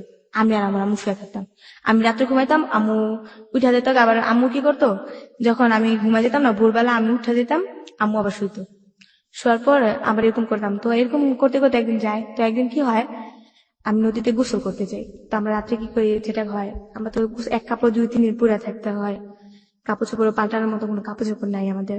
ও এর ভিতরে একটা ঈদ আইসা পড়ে, তো আমার ঈদের ভিতরে কেউ কাপড় চোপড় দেয় না, অনেক ইয়া। তো আম্মু বলে যে আমার তো আর এরকম সামর্থ্য নাই তোমার কাপড় দেবো, চল আমরা কাপড়ের দোকান থেকে কিছু চাই, আর তোমার তো ঈদটা করাইতে হইব, দেখি তোমার কোনো কাপড় চোপড় ব্যবস্থা করতে পারি। আমি কই, আচ্ছা। পরে আমি কাঁদতেছি, আমার কাপড় চোপড় চামড়াই হয়ে গেছে, আমি কাপড় চোপড় পাই না, সবাই পরবো আমি পরবো না, আমি আমার কাপড় চোপড় দিতে হইব, তুমি বাইরের কাছে যাও গিয়ে কম আমার কাপড় চোপড় দিতে। কিন্তু কেউ আমার অতটা হেল্প করতো না। তারপর যেটা হয়, আমি মার্কেটে আমরা চাইতাম, মার্কেটে আমার থেকে ওইখান থেকে ড্রেস আপ দিত, এক সেট ড্রেস আপ দিলে তো ড্রেস আপ পিন্ধা যাইতাম। ঈদের দিন আমার খুব ভালো লাগতো ঈদের দিন, কিন্তু আমাকে বকশিস কেউ দিত না, যে সালামি যেটা ওটা কেউ দিত না। আমার আম্মুকে সালাম করতাম, আম্মু তো এমনি আমাকে 20 টাকা 30 টাকা খাইতে দিত। তারপর ওই দিনকে সালাম করলে 20 টাকা 30 টাকা দিত। ওই দিনকে আম্মু আমাকে হাতে রাখতো না, ওইদিনকে আম্মু কোথাও বসে থাকতো, আমি দিন সারাদিন ঘুরতাম আমাদের এলাকা দিয়ে, যেটা নিউজপাড়া ঘুরতাম। তো ওই দিনকে কি হয়, এক রোজারি আমার খালাতো বোনেরা দুলাভাইরে সালাম করে, তো আমার দুলাভাই ওদেরকে 30 টাকা করে দেয়, 60 টাকা দেয়। তো ওরা বলে আব্বু আমি যাই। তো এই জিনিসটা দেখা ওর খুব কষ্ট হয়, যে আজকে আমার বাবা থাকলে হয়তো ওইভাবে বলতে পারতাম না তখনও যে- কি আপনি জানেন যে আপনার বাবা উনি? না, আমার আম্মু তখনও বললে আপনি আসলে জানেন যে না? আমার বাবা নেই। তখনও বাবা- বলেনি আপনাকে যে আপনার না, বাবা নাই? নাই। ওকে। আর আরেকটা জিনিস যেটা, সেটা হচ্ছে যে আপনার এলাকাতে তো সবাই মোটামুটি আপনার আত্মীয় স্বজন জানতো যে আপনারা ভিক্ষা করে হ্যাঁ খান। সবাই জানে, এলাকা সবাই জানে যে আমি সব ভিক্ষা এভরিবডি করি। জানে? হ্যাঁ সবাই Okay. জানে। তারপর যেটা হয় যে আমি এই ভিক্ষা করার ভাগ্নিগুলো আমাকে নিয়ে যায় না ঘুরতে, যে ওরা ভিক্ষা করে, ওরা দেখলে পরে আমাদের মান সম্মান নষ্ট হয়ে যায়। সবাই দূর দূর করে তাড়িয়ে হ্যাঁ দিত। ও আমার এটাও কি 2005 সালেরই ঘটনা? হ্যাঁ 2005 দিকটা। 2005-এ রয়েছে আমরা এখন পর্যন্ত। ওকে, হ্যাঁ, তারপর? তো এই জিনিসটা দেখে আমার খুব কষ্ট লাগে, যে আজকে যদি আমার বাবা থাকতো, তো আমার বাবা আমার বলতো যে আম্মু নাও বকশিস, যাও ঘুরে আসো। তারপর আমি আমার বান্ধবীর সাথে, আমার কিছু বান্ধবী ছিল এমনিতে কথাবার্তা বলতাম, ওদের সাথে ঘুরতে মুরতে যা, আবার রাত্রেবেলা আইসা বসতে আম্মুর কাছে, আইসা আবার আমরা রাস্তায় থাকি। দিনের বেলা আবার পোলাও মাংস যাই খাইছি, আমার খালামার বাসায় খাইছি, মামির বাসায় খাইছি, ওখান থেকে আবার প্যাকেট করে দিছে, পলিথিন করে দিছে আমার আম্মুর লেগে লয়ে গেছি। তো আমার আম্মু আবার কি গরু মাংস খায় না, কারণ গরু মাংসের ভিতরে নাকি আম্মু কি মিশাই দিছে, এরপর থেকে গরু মাংস আম্মু খায় না। তো আম্মু পোলাও একটু হলে খাইছে, খায় তার খায়নি, তো ওইগুলো আমি খাইছি। প্রায় একটু বড় এলাম 2007 সালের ঘটনা। বউবাজার আমরা বিক্রি করতাম, তো একটা যেটা বলে খ্রিস্টান স্কুল, চায়নার কোরিয়ানের মেয়েরা আছে না, তো ওইখানে থেকে ওই মেয়েরা যেমন একটা স্কুল দিছে, উনাদেরকে গরিব দুঃখী মানুষদেরকে খাওয়ায় এবং ওইখানে পড়ায়। তো ওইখান থেকে একটা লোক আমরা চাইতে গেছি, তো ওই লোকটা আমার আম্মুরে বলতেছে, তুমি কি করো, তুমি পড়াশোনা করো? আমি বলি না, আমি পড়াশোনা করি না। পরে বলতেছে, পড়াশোনা করো না? আমি বলি না। পরে আমার আম্মুকে বলতেছে, আপনি মেয়েকে পড়াশোনা করাবেন? তো আমার আম্মু বলতেছে, আমাদের গরিবের আর পড়াশোনা, খাইতেই পারি না আর পড়াশোনা। তো বলতেছে, আপনি মেয়েকে যদি পড়াশোনা করেন তবে আমি কিছু হেল্প করতে পারি। পরে বলতেছে, কি হেল্প? পরে স্কুলটার কথা বললো, স্কুলটা আমাদের এলাকার ভিতরে নিরসপাড়া দিকে। তো আমরা বললাম হ্যাঁ। তো আমিও রাজি হইলাম। আম্মু প্রথমে রাজি হয়নি যে পড়ালেখা করলে আমার চাইবো কি, খামু কেমনি, এগুলো বললো। তো তারপর আমি বললাম না, আমি পড়বো, আমার অনেক ইচ্ছা। যখন স্কুলে মেয়েরা চায় না ভাইয়া, তখন খালি মনে হয় যে আমি যদি পড়তে পারতাম, যদি খালি একটু পড়তে পারতাম, আমিও তো একটা মানে স্কুলে ব্যাগ নিয়ে যেতাম, স্কুলের পোশাক পরতাম, এগুলো খালি মনে হইতো আর কষ্ট লাগতো। তো আমি বলছি না, আমি পড়বো। তা আম্মু কয় আচ্ছা ঠিক আছে পড়, সমস্যা নেই। তো ওইখানে পড়তে যেতাম। প্রথমে আমাকে কি করলো, আমাকে বলছেন কোন পর্যন্ত পড়ছি, আমি বলছি ওই যে 3 পর্যন্ত পড়ছি। আমি ওখানে 4 আমাকে নিল, ইন্টারভিউ যেটাকে বলে 4 নিল। তো 4 আমি টিকে গেলাম। এটা কি খ্রিস্টান মিশনারি স্কুল? হ্যাঁ, কিন্তু ওইখানে ধর্ম বই আমাদের পড়ায় না, আমাদের মুসলমানের যে ধর্ম বইটা ওটা পড়ায় না, এছাড়া সব পড়ায়, বাট ইংলিশ যেগুলো আছে সবই পড়ায়। ওকে, এখানে আপনাকে কে দিল ভর্তি করে? একটা টিচার আর কি, ওখানকারই একজন টিচার। হ্যাঁ। ওকে, হ্যাঁ। তারপর ওরা আর কি টুকাই ছেলেদেরকে নিয়ে মেয়েদেরকে নিয়ে ওখানে পড়াশোনা করায় আর কি। তো ওখানে আমাকে ইন্টারভিউ নেওয়া হয়, তো আমি টিকে গেলাম। নেওয়ার পর আমাকে 4 ভর্তি করানো হয়। জি। 4 ভর্তি করানো হওয়ার পর যাক ওখানে পড়াশোনা করি, ভালো একটা মানে সানডে ক্লাস হয়, শুক্রবারে সানডে ক্লাস হওয়ার পর ওখানে রুটি দেয়, তারপরে নাচ শিখায়, এরকম অনেক কিছুই। জি। খুব একটা আনন্দই। তারপর যেটা হয়, ওখানে গোসল করতে গিয়ে ওখানে একটা কাজ হয় যে ওখানে একটা পুষ্করণী আছে, ঠিক আছে ভাইয়া? তো আমি কি করতাম, সকালবেলা গোসল করতে গেলে তো একদিন যেটা হয়, মাছ ধরতে যেতাম। জি। আমরা কয়েকটা ফ্রেন্ড আছে, ওখানে গোসল করতে করতে একটা মেয়ের সাথে পরিচয়। আপনার মা তখন কোথায় থাকতো এই সময়টাতে? মায়ের চাইতো দিনের বেলা, তো আমাকে বলতো যে অমুক জায়গায় আয়সা পড়বো আমরা, অমুক জায়গায় গেছে টঙ্গি বাজার, আমরা রাত্রে আয়সা একসাথে থাকতাম। তো আম্মু বলতো, একসাথে কি বাইরেই থাকতেন? হ্যাঁ, আমার এর ভিতরে আবার আম্মু আমার রুম নেওয়ার অনেক চেষ্টা করছে। একটা রুম নিত বস্তির ভিতরে 700 টাকা, আর আম্মু দিতে পারতো না 700 টাকা। কি করতো, ওখানে 700, তখন 500-700 টাকা রুম ভাড়া ছিল, কিন্তু আম্মু দিতে পারতো না। তো তখন আম্মু কি করতো, বিক্রি করে যে চালগুলা পাইতো না, এই চালগুলো অনেকটা চাল দোকানে পিঠার দোকানে বিক্রি করতো। আচ্ছা। বিক্রি করে যা পাইতো 100-200 টাকা করে বেচতো। আবার দেখা গেছে যে এই বাসায় আমরা ভাড়া নিতাম, ওই লোকটার কাছে আমরা চাল বিক্রি করতাম, মাস শেষ হিসাব করে আমাদের ভাড়া রেখে দিত। আবার কোনো বাসায় থাকতেও পারতাম না, আমাদের রুম ছেড়ে দিতে বলতো ভাড়া না দিতে পারলে। তো এখানে আমার একটা বান্ধবী, সারাদিন স্কুল করতেন এবং করে মার সাথে ওই বাজারে আশেপাশে কোথাও ঘুমাইতাম। বইগুলো আমাদের সাথে থাকতো, ব্যাগ আছে বাজারে, ব্যাগ ওই ব্যাগের ভিতরে থাকতো। তারপর যেটা হয়, আমি তারপরের গল্পটা আমরা একটু পরে শুনবো মনি। আমরা এই পর্যায়ে ছোট্ট একটা বিরতি নিতে চাই, সংবাদের বিরতি। প্রিয় শ্রোতা, আপনারা শুনছেন হ্যালো 8920 এবিসি রেডিওতে। আরজি কিবরিয়া আপনার সঙ্গে রয়েছে আরজি কিবরিয়ার টিম। আপনাদের সবাইকে বলছি, মনিকে দেখতে চাইলে এই মুহূর্তে আপনারা চলে আসতে পারেন আমাদের ফেসবুকে। আমাদের ফেসবুকের ঠিকানা www.facebook.com/hello8920। আমি আবারও বলি www.facebook.com/hello8920। ওখানে যাবেন, যাওয়ার পরে আপনি লাইক দেবেন, লাইক দেওয়ার সঙ্গে সঙ্গে আপনি হ্যালো 8920 মেম্বার হয়ে যাবেন। সংবাদের পরেই ফিরছি, সাথেই থাকুন। প্রিয় শ্রোতা, সংবাদের বিরতির পর আমরা আবারও ফিরে এসেছি হ্যালো 8920-তে। আরজি কিবরিয়া আপনার সঙ্গে রয়েছে, আর আপনি শুনছেন আপনার প্রিয় স্টেশন এবিসি রেডিও FM 89.2। প্রিয় শ্রোতা, এই মুহূর্তে ফেসবুকে হাজারো মানুষের ঢল নেমেছে মনিকে দেখবার জন্য। আপনি চাইলে নিজেও আসতে পারেন। আমাদের ফেসবুকের ঠিকানা www.facebook.com/hello8920। আমি আবারও বলি www.facebook.com/hello8920। ওখানে যাবেন, যাওয়ার পরে আপনি লাইক দেবেন, লাইক দেওয়ার সঙ্গে সঙ্গে আপনি হ্যালো 8920 মেম্বার হয়ে যাবেন। আপনি আরজি কিবরিয়া নামেও খোঁজ করতে পারেন, RJ স্পেস KEBRIA, এবং এটা দিয়ে খোঁজ করলে আপনি দেখবেন যে আরজি কিবরিয়া নামে শত শত পেজ আছে। তার মধ্যে যে পেজটির সংখ্যা 2,90,000-এর কাছাকাছি, সেই পেজটি হচ্ছে হ্যালো 8920 পেজ। ওখানে গিয়ে লাইক দিয়ে আমাদের মেম্বার হয়ে যান, এবং ওখানে হ্যালো 8920 নিয়ে যাবতীয় কর্মকাণ্ড চলে, এবং ওখানে পুরনো অনুষ্ঠানগুলো আপনি ডাউনলোড করতে পারবেন, শুনতেও পারবেন। আর আপনি চাইলে আমাদের এখানে আসার জন্য ফোন করতে পারেন। আমাদের ফোন নাম্বারটি হচ্ছে 91156668। আমি আবারও বলি 91156668। প্রথমে ফোন করবেন, ফোন করার পর আপনার নাম এবং আপনার সেল নাম্বার, যে নাম্বারে যোগাযোগ করলে আপনাকে আমরা পাবো, সেই নাম্বারটি স্পষ্ট করে ধীরে ধীরে বলবেন আপনার জীবনের যে গল্পটি সেটা খুব সংক্ষিপ্ত করে 2 মিনিটে, এবং তারপর বলবেন আপনার সঙ্গে যোগাযোগ করতে আমাদের টিম মেম্বার শাকিল আপনার সঙ্গে যোগাযোগ করবে। আমরা আবারও চলে যাচ্ছি মনির কাছে। হ্যাঁ মনি, তারপর একদিন নদীতে মাছ ধরতে যাই ফ্রেন্ডরা মিলা। মাছ ধরতে গিয়ে যে ওই লোকটা আমাদের ধরে ফেলে যে তুমি সবসময় মাছ চুরি করো এটা, তো আমাদের হাত বাঁধে পিছনে, 2টা বাড়িও দেয়, কর্মীর ঠাই দেয়া। তখন আমি খুব ভয় পেতেছিলাম যে মারবো, কলকাতা আজকে ছাড়বো না, মানে মাছ চুরি করতে না মাঝে মাঝে, তাই তো? হ্যাঁ। তারপর একটা মহিলা আসে, দেখতে খুব সুন্দর, নাম হচ্ছে জুই। উনি ডান্স করে। ওই মেয়েটাকে দেখা বলে কি, হ্যাঁ জুই কেমন আছো, তো তখন আমাদেরকে ছাইড়া দেয়। ছাইড়া দেওয়ার পর আমরা এই ফাঁকে পলাই দিলেই কিন্তু ওইখানে আমাদের আরেকজনে ধরে ফেলে। ধরার পর তো বলতেছে তোমাদেরকে তো যাইতে বলিনি, আমি জুয়ের সাথে কথা বলছিলাম। জুয়েরা বলতেছে কি হয়েছে ভাই ওদের? পর বলতেছে আরে জানো না এগুলা প্রতিদিনই মাছ চুরি করে, ওদের জন্য মাছ চাষ করে রাখতে পারি না, আজকে ধরছি, আজকে ওদেরকে ছাড়বো না। তারপর বলতেছে ভাই পোলাপান মানুষ তো ছাইড়া দেন, বুঝতে পারেনি। পরে বলতেছে আর করবান এরকম? হ্যাঁ আমাকে আপু আপনি খুব ভালো, আসলে আপনি না থাকলে আজকে আমাদের খুব মারতো। পরে একদিনকে কি হয় যে আমরা ঝালমুড়ি খেতে যাই, খাওয়ার পর ওই দিনকে আমি টাকা হারাই ফেলি, আমার কাছে 15 টাকা ছিল, হারাই ফেলি। তো লোকটারে ঝালমুড়ি দিতে বলি, লোকটা বানায় ফেলে। লোকটা বলে টাকা দাও, মানে আমি টাকাটা দেবো, টাকা যে আমি হারাই ফেলছি ওটার আমার মনে নেই। এখন তো লোকটা ঝালমুড়ি বানায় ফেলছিল না, লোকটা ছাড়বে না, বলতেছে তোমাদের জন্য ঝালমুড়ি বানাইছি, এখন তুমি কি করবা, ঝালমুড়ি নাও আর টাকা দাও। আর আমরা টাকা দিই কই থেকে। তারপর ওই মেয়েটা দেখা বলতেছে কি হয়েছে ভাই? পরে আমি বলতেছি আপু আমি না টাকা হারাই ফেলছি, এই জন্য আর কি আমাদেরকে বকতেছে। পরে ওই লোকটা বললো কয় টাকা হয়েছে? বলছে 15 টাকা। উনি বলতেছে ওদের আরো 15 টাকা ঝালমুড়ি দাও, ওটা খায় যাক, আমি টাকা দিতেছি। তো আমি বললাম আপনি আসলে আপু খুব ভালো। পরে দিল 29 টাকা। দেওয়ার পর ওনার সাথে ভালোই কথা বলতেছি, তখন উনি আমাকে ডাক দেয়। ডাক দিলে ওনার যত কিছু লাগে আমি কিনাই না দিই। উনি সিগারেট খাইতো, উনি আমাকে টাকা দিত, আমি সিগারেট আইনা দিতাম। তো উনি আবার দোতলায় থাকতো, মেয়েদের মিলাও ওনার না হলেও 7-8টা মেয়ে থাকতো।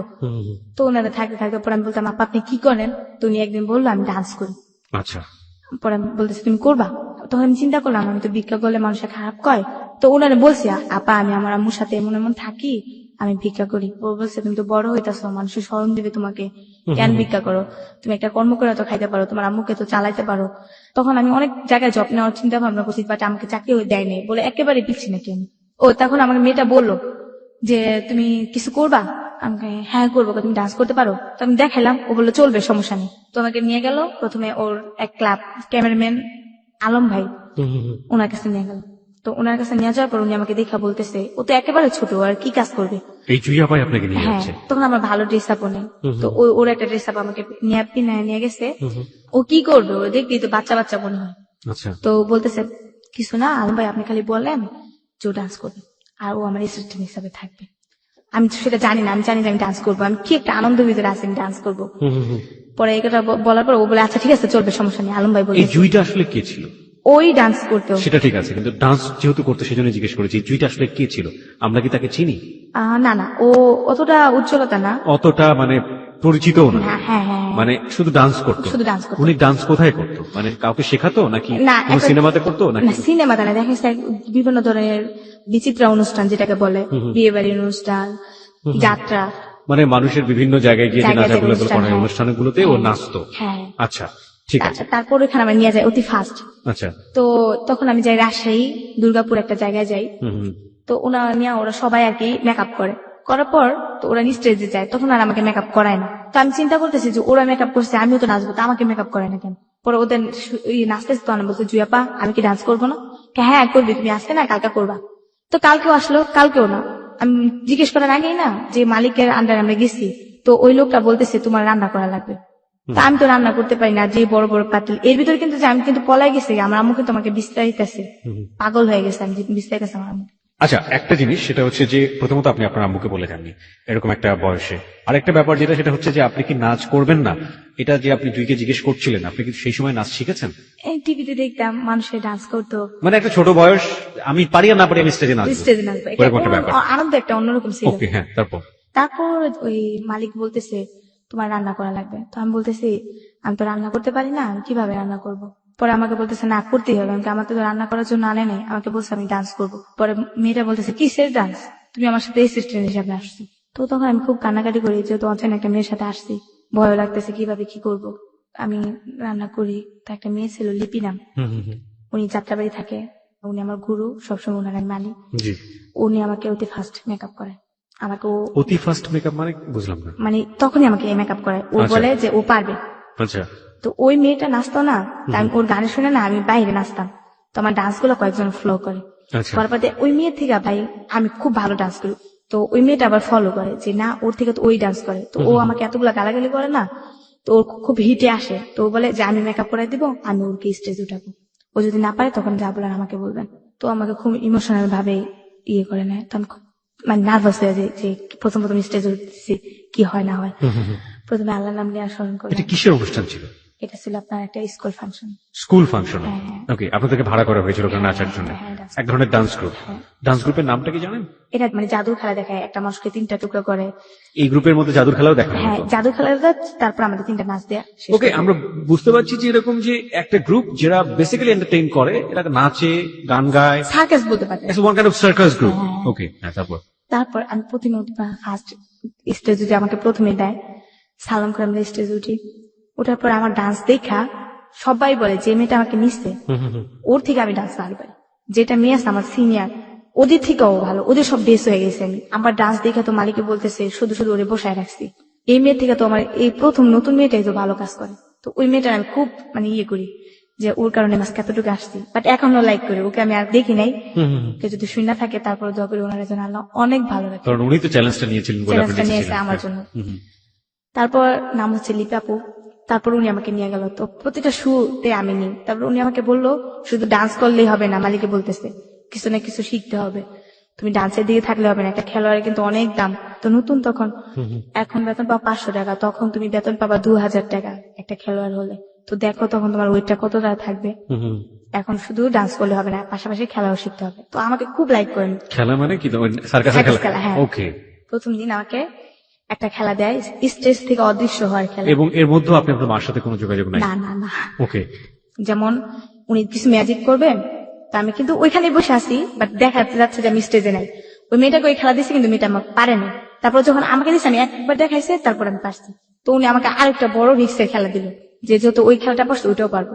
প্রথম খেলাটা কি ছিল? স্টেজ থেকে অদৃশ্য হওয়া। অদৃশ্য হওয়া। আর পরের খেলাটা কি ছিল? 6 ফুট শূন্যের উপরে ভেসে থাকা, একটা সন্ন্যাসীর খেলা আমাকে দিল। ওকে। মেকআপ টেকআপ করা আমাকে সন্ন্যাসী রূপে ইয়ে করলো। নিজে তো ভাই একটা বেসের মধ্যে ছিল, কিন্তু বাট বোঝা যেতেছে যে আমি সত্যি সত্যি 6 ফুট শূন্যের রূপে ভাইসা আসলে তো কিছুই না। ওইটাই না। প্রথম আমি খুব হাসা দিতাম যখন ম্যাজিকের কথা বলতো না, খুব হাসা দিতাম। মানে এখানে আমাদেরও হাসতে হবে, কারণ ব্যাপারটা হচ্ছে এরকম যে ওই যিনি জাদুঘর ছিল উনি ম্যাজিকের কথাবার্তা বলতো, লোকজনকে অনেক বেশি মানে উত্তেজিত করতো, আর আলটিমেটলি আপনি হাসতেন কারণ আপনি জানতেন যে ব্যাপারটা তো এরকম না। ওকে, তারপর? চোখ মুখ টিপে পরে চোখ বন্ধ করে রাখতে হতো প্রায় 2 মিনিট, তারপর যখন বলতো চোখ খুলো তখন এরকম হাসি, এখন আমার হাসি উঠতেছে এগুলো মনে পড়লে। ওকে, প্রিয় শ্রোতা, ও আসলে খুবই সহজ সরল একজন মানুষ। আমার যতটুকু ওকে আমি দেখেছি, শাকিলের সাথে অনেকক্ষণ কথা বলেছে। ওকে এক ধরনের গ্রুমিং করা হয়েছে, কিভাবে ওইখানে সে কথা বলবে, কিভাবে ও গল্পগুলো এখানে প্রেজেন্ট করবে। ও ওই সময়ের পর থেকে আমি যতক্ষণ ওর সঙ্গে আছি এই মুহূর্তে, আমার ওকে এতটুকু সময় দেখে মনে হয়েছে যে এই যে জীবনে অত বড় কষ্টগুলো, ওগুলোকে ও ওর জীবনের একটা অংশ মনে করে নিয়েছে। সেটার জন্য ওর মানে এটা তো আমার জীবনের একটা অংশ, এভাবে ও বলে যাচ্ছে। আর আমার জায়গা থেকে বা আপনার জায়গা থেকে আমার যেটা মনে হচ্ছে যে she is a very honest girl এবং অনেক সহজ সরল একটা মানুষ। আমি সবাইকে একটু দৃষ্টি আকর্ষণ করতে চাই, মনিকে নিয়ে যদি আপনার কিছু বলার থাকে এবং আপনি যদি কোনো কমেন্টস করতে চান, প্রশ্ন করতে চান এবং ওকে দেখতে চান, তাহলে চলে আসতে পারেন আমাদের ফেসবুকে। আমাদের ফেসবুকের ঠিকানা www.facebook.com/hello8920। আমি আবারও বলি www.facebook.com/hello8920। ওইখানে যাবেন, যাওয়ার পর আপনি লাইক দেবেন, লাইক দেওয়ার সঙ্গে সঙ্গে আপনি hello8920 মেম্বার হয়ে যাবেন। হ্যাঁ মনি, তারপর কি হলো জাদু? তারপর জাদুটা ভালোই খেলাধুলা পারলাম। এখন আমি আগে প্রথম নাচতাম, ওই মেয়েটাকে দেয় আগে, আমাকে দেয় 3 নম্বরে। মানে যারা ভালো পারে তারা পরে করবে। হ্যাঁ, আমি হেড ডান্সার হয়ে গেলাম। বাহ বাহ। এর ভিতরে আপনার একটা কথা বলি নাই, নদীতে গোসল করার সময় একটা ছেলে বাইরে থেকে আসে, তো আসার পর লোকটা আমাকে প্রায় ফলো করে, আমি কিভাবে লাভ দেই নদী থেকে, কিভাবে চঞ্চলতা করি, কিভাবে দৌড়াদৌড়ি করি, প্রায় ফলো করতো যে লোকটা। তো ওই লোকটার বিষয়ে আর কি অতটা ইয়ে করতাম না, তো আমি তো ওইখানে চলে আসলাম। যেটা তারপর ভালো একটা ইয়ে করতেছি। তারপর যেটা হয়, একদিন আমরা ইয়াতে যাই আপনার রাজশাহীর দিকে মিঠাপুকুর, ওকে, একটা শুক্রহাট একটা জায়গার নাম, ওখানে একটা সার্কাস হয়। ওখানে তখন নায়িকা আনে, ময়ূরীকে আনে, তারপর আপনার অমিত হাসানকে আনার পর ওখানে তো আমি হেড ডান্সার হিসাবে পরিচিত। তো আমার নামটাও ঘোষণা করা হয়, এমন এমন মনিটনে আসবে এরকম কিছু বলে। তারপর আজানের সময় মাইক সারে, ওইখানে একটা মসজিদ ছিল, ওখানে মানুষরা খুব ভালো, সবকিছুতেই ভালো। তো ওইখানে মানে হুজুররা খেপা যায়, খেপার পর তখন আবার নায়িকারা যেহেতু আসছে আমাকে ফার্স্ট ডান্স করতে বলছে, তুমি ছোট মানুষ তুমি আগে ডান্স করে আসো। তো সাউন্ড সিস্টেমের একটা ছেলে আজাদ নাম, ওর কথা না বললেই হয় না, ও আমাকে লাভ করতো, সেটা আমি বুঝতে পারতাম না। তো তখন আমি ডান্স করতেছি, লোকজন ভালোই হয়েছে, টিকিট কাটে আসছে। ডান্স করার সময় হঠাৎ করে কেমন জানি একটা বোতল আসছে না, ওইটা আমার দিকে ফিক্কা দিল কে জানি। তো দেওয়ার পর আমি অতটা খেয়াল করিনি, তারপর আমি ডান্স করতে আসছি। সাউন্ড সিস্টেমের লোকটা আমাকে ইশারা দিয়ে বলতেছে তুমি চলে যাও, উপরে ভাঙচুর দিতেছে। তারপর আমি খেয়াল করিনি, আমি যাইতাছি। তারপর ডান্স করার পরে একটা লোক একটা বোতল দেয়া আমার চেহারার ভিতরে মারে, ওটা আমার একটা পুরোপুরি কপালে লাগে, অনেকটা রক্ত হয়।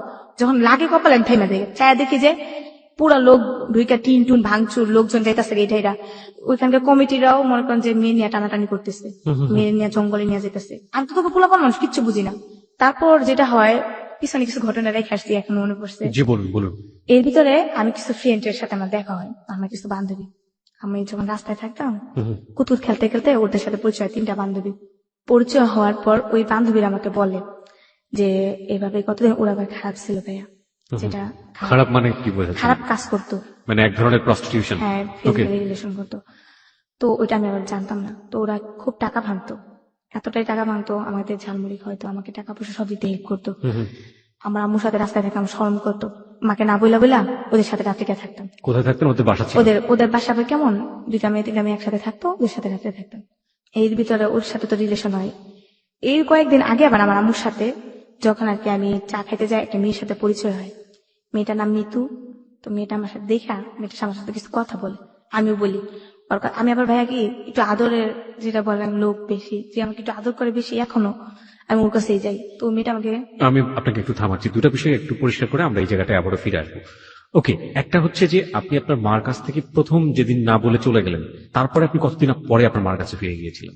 ওইটা যে প্রোগ্রামে গেছে প্রায় 2 মাস পর আমি আমার আম্মুর কাছে। 2 মাস পর? হ্যাঁ। তার মানে আপনি এখন আপনার আম্মুর কাছে ফেরেননি? এই যে গল্প বলছেন তার মধ্যে এইসব ঘটনা ঘটে যাচ্ছে, আপনি এখনো ফেরেননি আপনার মার কাছে? না, মানে আমি তো প্রোগ্রামে তো গেছি, এগুলো হচ্ছে পিসের ঘটনা, তখন আম্মুর কাছে থাকি। পিছের ঘটনা আপনি যেটা বলছেন সে জায়গাটা আমরা যাবো। আমি একটু প্রোগ্রাম থেকে আপনার মার কাছে ফিরতে চাই। আপনার মা তখন আপনাকে কি রিয়াকশনটা করলো ওটা জানাটা জরুরি, 1। 2 নাম্বার হচ্ছে ওই যে ঘটনাটা ঘটলো, বিশেষ করে যখন আপনার স্টেজে যেটা মারলো, ওই সময়টাতে আপনি তারপর আপনাকে সেভ করলো কিভাবে, আপনি কি করলেন? ও সেভ করছে যেটা মালিক আয়সা, তখন ময়ূরী আপা বলতেছে এই হিরণ শাহ, মানে মালিকের নাম। ময়ূরী মানে কোন ময়ূরী? নায়িকা ময়ূরী আপা, আমাদের সিনেমার নায়িকা ময়ূরী? হ্যাঁ, ময়ূরী আপা। উনিও এইসব পারফরমেন্স, এইসব হ্যাঁ, উনি স্টেজ প্রোগ্রাম করেন। ওকে, উনি কি আপনাদের লিডার ছিলেন ওই মুহূর্তে? লিডার বলতে কি, উনি একটা নায়িকা মানুষ না, উনিও তো ডান্স করার জন্য উঠছিল, উনাকে দেখতে জন্য টিকিট কাটছিল, সার্কাসে আসে না এখন। ও, সবাই ওনাকে দেখার জন্য টিকিট কাটছিল, ওইটাই। তো ময়ূরী আপা খুব ভালো, যেটা আমি ওনার সাথে চললেই বোঝা যায় যে উনি কোন ধরনের। ময়ূরী আপা এই হিরণ শাহ তোর মেয়েদের কাকে সেভ কর, মেয়েদের তো টাইনা নিয়ে যেতেছে, 2টা মেয়ে অলরেডি টাইনা নিয়ে গেছে, ওই যে জুই ও আরেকটা মেয়েকে টাইনা নিয়ে গেছে অলরেডি, 2টা গাড়ি মনকে ভাঙচুর করছে ওনার। তো ময়ূরী আপার ড্রাইভার ফোন করেছে, আপা কি করবো, গাড়ি তো ভাঙা ফেলতেছে, কি করবো? বলতেছে তুমি গাড়ি না একটু সামনে যাও, আমি আসতেছি। তারপর ময়ূরী আপা ওইখানকার এলাকার যেটা রংপুর, এখন মনে হচ্ছে রংপুর, যেগুলা মিঠাপুকুরে যে পুলিশগুলো আছে ওনাদেরকে ফোন করে, ওনারা আবার আস্তে আস্তে একটু লেট হয় আর কি। তারপরে আমি ময়ূরাপুর একটা খালাম্মা আর ওনার সাথে একজন যায়, উনি, তারপর অন্তরা, আমিল আর মালিক হিরণ সাবাই, ওনারা যাই গিয়ে একটা প্রফেসরের বাসায় উঠি। উঠানোর পর প্রফেসরের বাসা পুরো গিরাতে ফেলে, তখন সাথে সাথে পুলিশ এসে পড়ে। পুলিশের কারণে আর কি এনজাম করতে পারি না অতটা, 2টা মেয়ে তো অলরেডি নিয়ে গেছে। তারপর ওই 2টা মেয়েকে পাইছে, এটা পরে ময়ূরাপা বলে এখানে আমার প্রোগ্রাম করা অসম্ভব, আমার জীবনে নিরাপত্তা নাই, এখানে আমি প্রোগ্রাম করবো না। আচ্ছা। তখন ময়ূরাপা চলে যায়, প্রায় 15 দিনের মতো মাঠটা বন্ধ থাকে, ওইখানে আমাদের থাকতে হইতেছে, ওইখানে শাক লতা পাতা টুকায় টাকায় খাইতে হইতেছে। তো এর ভিতরে ভাইয়া পিছনে আরেকবারই যাইতে হয়। আচ্ছা। যেটা হয়, ওই যে আমি যে ছেলেটা বলছিলাম না যে আমাকে টাকা থাকতো, তো ওই যে আমার মেয়ে একটা বন্ধু ছিল, ওই মেয়েটার সাথে আমি কথাবার্তা বলার পর আরেকটা মেয়ের সাথে দেখা হয়, উনি ওনার হাজবেন্ড একজন ফর্মা মানে পুলিশের কাছে ইনফরমেশন করে। ওকে, সো হি ইজ আ ফর্মা। প্রিয় শ্রোতা, এখানে গল্পটা একটু জট পাকাচ্ছে, আপনারা একটু ঠান্ডা মাথায় জিনিসগুলোকে লক্ষ্য রাখবেন। ও বারবার ফ্ল্যাশব্যাকে যাচ্ছে এবং সেটা এই গল্পের প্রয়োজনই খুব বেশি প্রয়োজনীয়। একটা যেটা হচ্ছে যে ও একটা স্টেজে পারফর্ম করতে গিয়েছে এবং সেখানে কিন্তু ওর মাকে কিছু জানিয়ে যায়নি, এটা 2 মাসের একটা ব্যাপার। 1 সুতরাং ওর মার কাছে কিভাবে ফিরে গেল এবং মা কি রিয়াকশনটা জানলো, এটা জানা আমাদের জন্য খুবই জরুরি। এটা কিন্তু এখন ওই পার্টটা শেষ হয়নি। আরেকটা ব্যাপার যেটা, সেটা হচ্ছে যে এই স্টেজ পারফরমেন্সে এসে ঘটনার প্রাসঙ্গিকতায় সে বারবার ফ্ল্যাশব্যাক করছে, এবং ফ্ল্যাশব্যাকে আরেকটা জায়গায় সে গিয়েছে, সেটা হলো যে কোনো একটা ছেলে তাকে নদীতে গোসল করার সময় ফলো করতো, সেই ছেলেটার কোনো একটা প্রসঙ্গ এখানে আসছে, এবং সেই প্রসঙ্গের সাথে তার বান্ধবীদের প্রসঙ্গও জড়িত, যে বান্ধবীরা কোনো না কোনো ভাবে তাকে আশ্রয় দিত ঘরে থাকার জন্য, কিন্তু সে বলেছে যে বান্ধবী যারা আশ্রয় দিত তারা কিন্তু এক ধরনের প্রস্টিটিউশনের সাথে জড়িত ছিল। হ্যাঁ, এবার বলেন। ওই যে ফর্মার বউ যেটাকে বলছি, হুম। উনির সাথে আমার দেখা হয়। এটা আপনার বান্ধবীর বান্ধবী ছিল? হ্যাঁ ছিল। ওকে। নদীতে গোসল করতে গিয়ে আমার দুইটা বান্ধবী, হাসিনা নাম, ও আর আমি গোসল করতে যাই, দেখা হয়। দেখি উনি একা একা বসে আছে, তো আমরা বলতেছি আপু আপনি কি মন খারাপ? না কিসের মন খারাপ, এমনি বসে আসছে। উনি বলতেছে এটা এই ঘটনার সাথে এই ঘটনার কি যোগ, কোনো যোগ কি আছে? হ্যাঁ যোগ আছে। ওকে, হ্যাঁ এই জন্য বলুন বলতেছি। তারপর। হ্যাঁ ওনার সাথে প্রায় অনেকক্ষণ কথা হয়। কথা হওয়ার পর উনি আমাদেরকে ওনার বাসায় নিয়ে আসেন। জি। তখন আমরা সারাদিন না খাইছিলাম ভাইয়া। হুম। তো ও কিছু কাজ টাজ করতে পারে নাই, যেটা বলে ফিজিক্যাল রিলেশন করতে পারে না, ও খাইতেও পারে না। তখন কিন্তু আমি জানতাম না ওইগুলো করে। মানে ওই শরীরের কাজ নাই তো পেটে ভাত নাই। হ্যাঁ ভাইয়া। ও, তারপর? ওই মেয়েটা নিয়ে যায় ওদের বাসায়, বৃষ্টি না মেয়েটার। ওই মেয়েটার সাথে যে ওই ছেলেটা জড়িত আমি এবার জানতাম না। কোন ছেলেটা? যে ছেলেটা যেটা আপনাকে আমার follow টাকায় করতো? থাকতো, জড়িত মানে হচ্ছে ওর সাথে ফিজিক্যাল রিলেশন করতো। ফিজিক্যাল রিলেশন করে। এই ছেলেটার নাম বলেন তো কি? শাহিন। শাহিন। আচ্ছা, শাহিন বেসিক্যালি আপনাদেরকে তাকিয়ে থাকতো, কিন্তু শাহিনের সাথে আপনার বান্ধবীর বান্ধবী শারীরিক সম্পর্ক ছিল, তাই তো? নাকি বান্ধবী সম্পর্ক ছিল? বান্ধবী যেটা আমাদের সাথে প্রথম পরিচয় হলো। এবং ওই বান্ধবী বিবাহিত ছিল, হ্যাঁ হ্যাঁ হ্যাঁ। এবং তার হাজবেন্ড ছিল হচ্ছে ফরমা, হ্যাঁ। পুলিশকে ইনফরমেশন দিত। হ্যাঁ। জটিল। হ্যাঁ, তারপর? তারপর তো প্রায় মেয়েটার সাথে কথাবার্তা হয়, মেয়েটার সাথে দেখা যেত। একটা খারাপ মেয়ে একটা ভালো মেয়ের সাথে, একটা খারাপ মেয়েও যদি হাঁটে তো বলে কিন্তু ভালো। একটা খারাপ মেয়ের সাথে যদি একটা ভালো মেয়েও হাঁটে ভাইয়া, তাহলে বলে কি খারাপ। তো ও যে খারাপ ছিল আমরা জানতাম না। তো ওদের সাথে হাঁটাতে মানে আমাদের এলাকা যেটাকে বলে বউ বাজার, ওই বাজারটা নাম করা হয়ে যায় যে আমরা, ও মেয়েটা খারাপ বৃষ্টি, ওর সাথে আমরা ঘুরি, আমরাও খারাপ। একসময় অনেকে রাস্তাঘাটে দেখলে আমাকে বলতো যে কিছু টাকা দিয়ে আসবি। ওই ছেলেটা বলতো? ছেলেটা না, আমার মানুষে বলতো। মানুষরা আপনাকে বলতো? হ্যাঁ। হ্যাঁ। তারপর যেটা হয়, ওদের ব্যাপারটা আমি জানি না যে জোড়া এসব কাজ করে। পর একদিন মেয়েটা আমাকে বলে এইভাবে তো জীবন চলে না। এগুলো কি আপনার স্টেজ পারফরমেন্সের আগের ঘটনা? হ্যাঁ হ্যাঁ আগের ঘটনা। ওকে। পরে আমাকে বলে যে এইভাবে তো জীবন চলে না, তুমি এক কাজ করো, এ পথে নেমে যাও। তখন আপনার বয়স কত? 2007 সালের কথা। 2008 সাল মানে হচ্ছে তখন আপনার বয়স 13 থেকে 12 বছর। হ্যাঁ হ্যাঁ। আমি বলছি না আমি এগুলো করবো না। তখন বলে করো, তোমার সমস্যা কি, করো। তখন আমরা খাইতে পারতাম না ভাইয়া। তো ওই মেয়েটা অনেক কি করতো, আমাদের থাকার জায়গাও ছিল না। তো এর ভিতরে কিন্তু আমার মার সাথে আমি কথাবার্তা বলি না, ওদের সাথে থাকি। আমার সাথে দেখলে আমার সাথে কই, আমার সাথে কই আম্মা আমি এনে থাকি, আম্মা তুমি এনে থাকো, রাস্তায় আমার শরম করে। এগুলো বলতাম। আম্মা আবার আমার দিনের বেলা দেখা যেত, রাতের বেলা আমি ওদের সাথে থাকতাম। আম্মা কিছু বলতো না। তো পরে মেয়েটা ওই যে ছেলে, ওই ছেলেকে কয় তুমি এগুলো করবা? আমাকে না আমি এগুলো করবো না। করো, দেখ বাস্তবে অনেক কিছুই করে মানুষে। তারপর আমি রাজি হই এক পর্যায়ে ওই ছেলেটার সাথে। হ্যাঁ, আমি কিন্তু ছেলেটা চিনি না। ছেলেটা আমাকে প্রথম দেখায় নাকি বলে। তার মানে আমার যেটা মনে হয়েছে যে ওই ছেলেটাই আলটিমেটলি এই মেয়েটাকে দিয়ে আপনাকে পটানোর চেষ্টা করছে। ওকে এমনকি টাকাও খাওয়াইছে আমার জন্য। ওকে। তারপর আমাকে নিয়ে যায় একটা রুমের ভিতরে। নেওয়ার পর অতি ফার্স্ট ও আর আমার ওই বান্ধবীটা যায়, আর ওই বান্ধবীটা বিস্টাপু যায়, আর এই লোকটা যায় শাইন। এগুলো আপনার মা জানতো? না, আমার মা এখনো বর্তমান জানে না। এখনো জানে না এগুলো? এখনো জানে না। ওকে। তারপর মেয়েটা ছেলেটা আমাকে বলে, তো আমাকে অনেক চেষ্টা করে, যেটা ফিজিক্যালি বলে। ওকে, প্রিয় শ্রোতা, ও জাস্ট যেটা বোঝানোর চেষ্টা করছে আপনারা নিশ্চয়ই বুঝতে পারবেন। পুরো ব্যাপারটা আমরা ডিটেল জানতে চাচ্ছি না, আমাকে জাস্ট একটু নর্মালি বললেই হবে যে আসলে ঘটনাটা ওই সময়টাতে কি ছিল, এনিথিং ইম্পর্টেন্ট। তারপর আমাকে চেষ্টা করে, বাট হয় না। আমি খুব কষ্ট পাই, কারণ আপনি তখন অনেক বেশি বয়স কম এবং স্বাভাবিকভাবে। হ্যাঁ। তো উনি দেখতেছে, উনি এতটাই হয়ে গেছে যে উনি নিজেকে নিজে কন্ট্রোল করতে পারতেছে না। উনি আমাকে বলেন যে দেখো আমি এখন কি করবো, আমি তো আমার দরকার। তখন আমাকে বলে, আমার ওই বিষ্টাপু বলে, দেখো বিষ্টাপু একদিন আমার মাথা হাত বুলাই দিতেছে, একদিন তো ওইগুলো করতেছে। আপনার লাইফের ফার্স্ট এরকম রিলেশনশিপ, এবং তাও এতগুলো লোকের সামনে? 2জন লোকের সামনে, লাইট অফ ছিল। ওকে। তারপর আমি বলি যে আমি পারবো না, আমি পারবো না। আপনাকে টাকা দেওয়ার কথা বলেছে, কনভিন্স করেছে? কি পরিমাণ টাকার কথা বলেছে আপনাকে? টাকার পরিমাণ বলছে যে আমাকে প্রায় 1000 টাকা দিবে। আপনি 1000 টাকা তো তখন জানেন বিশাল টাকা আপনার কাছে। বিশাল টাকা, হ্যাঁ। আর আমাকে থাকা জায়গা, ওই যে বিষ্টাপু থাকার জায়গা দিবে, ওদের সাথে থাকতে পারবো, খাইতে পারবো 2 বেলা। আমার চিন্তা ছিল আমি রাস্তায় থাকবো না। আমি একটু সাম আপ করতে চাই প্রিয় শ্রোতা, আমরা গল্পের যে জায়গাটায় ছিলাম, which is very very important. ও একটা সার্কাস গ্রুপের সঙ্গে যোগ দিয়েছে, তার আগে একটু ফ্ল্যাশব্যাক করছে। সার্কাস গ্রুপে কেন গেল, সার্কাস গ্রুপের সাথে ঘটনার সম্পৃক্ততা রয়েছে। সার্কাস গ্রুপে গিয়ে ও যে ঘটনাটার বর্ণনা করেছে, সেই ঘটনা এমন একটি জায়গায় দাঁড়িয়ে আছে যে কোনো একটা সন্ধ্যায় সার্কাস গ্রুপটি এক ধরনের বিশেষ মোল্লাদের দ্বারা আক্রান্ত হয়েছে, এবং সেই জায়গাটা থেকে সে ফ্ল্যাশব্যাকে তার অতীতে ফিরে এসছে। অতীতের জীবনে সে কিছু বান্ধবীর কথা বলছে, যে বান্ধবীর সাথে মিশে কোনো না কোনো ভাবে সে শারীরিক সম্পর্কের জীবন বেছে নিচ্ছে, এই কারণে যে সে আলটিমেটলি খেতে পারবে এবং তাদের সাথে সে থাকতে পারবে, ঘুমোতে পারবে। কারণ তার মার সাথে যদি তাকে থাকতে হয় তাহলে বাইরে থাকতে হবে, কারণ সে এখন একটু বড় হয়ে গেছে এবং সে চায় না বাইরে থাকতে। এখানে খুবই গুরুত্বপূর্ণ বিষয় যেটা, যে এই প্রস্টিটিউশন লাইফটাতে যাবার আগে তাকে খুব ভালো করে একজন ফলো করতো, যে ছেলেটি আলটিমেটলি তার যে বান্ধবী ছিল সেই বান্ধবীদেরকে দিয়ে কোনো না কোনো ভাবে মনিকে রাজি করিয়েছে। প্রথম যে রাতের বর্ণনা সে দিচ্ছে, সে রাতের বর্ণনাটুকু খুবই ভয়াবহ। আমরা ডিটেল জানতে চাইবো না, আপনি শুধুমাত্র ফ্লেভারটুকু বললেই হবে যে আসলে কি ছিল। হ্যাঁ, তারপর ও আমাকে যেটা হয় হইতে পারে না, তো আমি বলি যে ভাই আমি পারবো না, আমি খুব কষ্ট পাইতেছিলাম। অনেক দেখতে কি মানে বয়স হচ্ছিল? না ভাইয়া, বয়স বেশি না, 28 বছর। 28 বছর, আর আপনি তখন 12 বছর। হ্যাঁ, তখন আবার ওর মানি ব্যাগে বাইরে থেকে আসছে প্রায় 10-20 হাজার টাকা ছিল। বাইরে থেকে আসছে মানে দেশের বাইরে থেকে আসছে? হ্যাঁ, দুবাই থেকে আসছে। হুম। ওই যে হাসিনা বলছি, ও কি করছে, ওর মানি ব্যাগ থেকে 1000 টাকা চুরি করছে। তো আমরা তাই করছিলাম, 20 টাকা বলছে আমাদের ঘরে জায়গা দিবেন না। কেন? কারণ এটা আমি হয় না। থাকিনি। ওকে। তো আমরা রাতে কই যাবো, তখন কি করলাম, আমরা মানে কি হাসিনাও ও হাসিনাকেও বের করে দিয়েছে আপনার হ্যাঁ, সঙ্গে? আমরা দুজনে। তখন আমরা 7 দিন না খাওয়াছিলাম। তো আমাকে এক হোটেলে নিয়ে গেল। হুম। আমার বলে কি খাবি বল। আমি বলি, কি খাবো মানে, তুই এত বড় হোটেলে ঢুকছিস, তুই না টাকা দিতে পারলাম কিন্তু বাইরে ধরব। তখন আমি কাঁদতেছিলাম একটু একটু, আমার মনটা খুব খারাপ ছিল। তো বলতেছে কি খাবি বল, আমরা তো 7 দিন না খাইছিলাম, কি খাবি বল। আমি বললাম, আমি খাইতে পারবো না, কিছু খাবো না। আমি বলি, তুই টাকা পাবি কই? তুই খাস না রে ভাই, তুই অর্ডার দে, আমি তোকে বলতেছি। তো আমরা খিদার টাইমে অনেক কিছু অর্ডার দিলাম, ওদিনকে পেট ভরা খাইছি, জীবনে প্রথম খাইলাম মনে হইতেছে। তারপর খাওয়া দাওয়া করার পর আমি টাকা দেওয়ার সময় থেকে ওর কাছে 1000 টাকার নোট, এটাও চুরি করেছে? ও চুরি করছে, কিন্তু তখন ও আমাকে বলে নাই যে আমি টাকা চুরি করছি। বুঝতে পেরেছি। তারপর আমি বললাম, হাসি ক সত্য করে তুই টাকাটা করতে পেয়েছিস? পরে কইতাছে টাকাটা আমি এমন ওই জায়গা থেকে চুরি করছি। তারপরে তো আমরা ভয় পেয়ে গেছি, যে লোকটা আমাদের ধরে 1000 টাকা কি মুখের কথা, এই যে গেল 1000 টাকা তো ভাঙাভাঙি করলাম। তখন মেয়েটার সাথে আমার আর কথাবার্তা হয় না।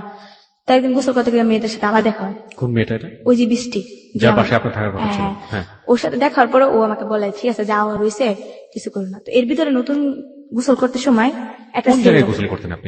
এটা তুরাগ নদী। তুরাগ নদীতে গোসল করতেন? হ্যাঁ। ওকে, হ্যাঁ, তারপর?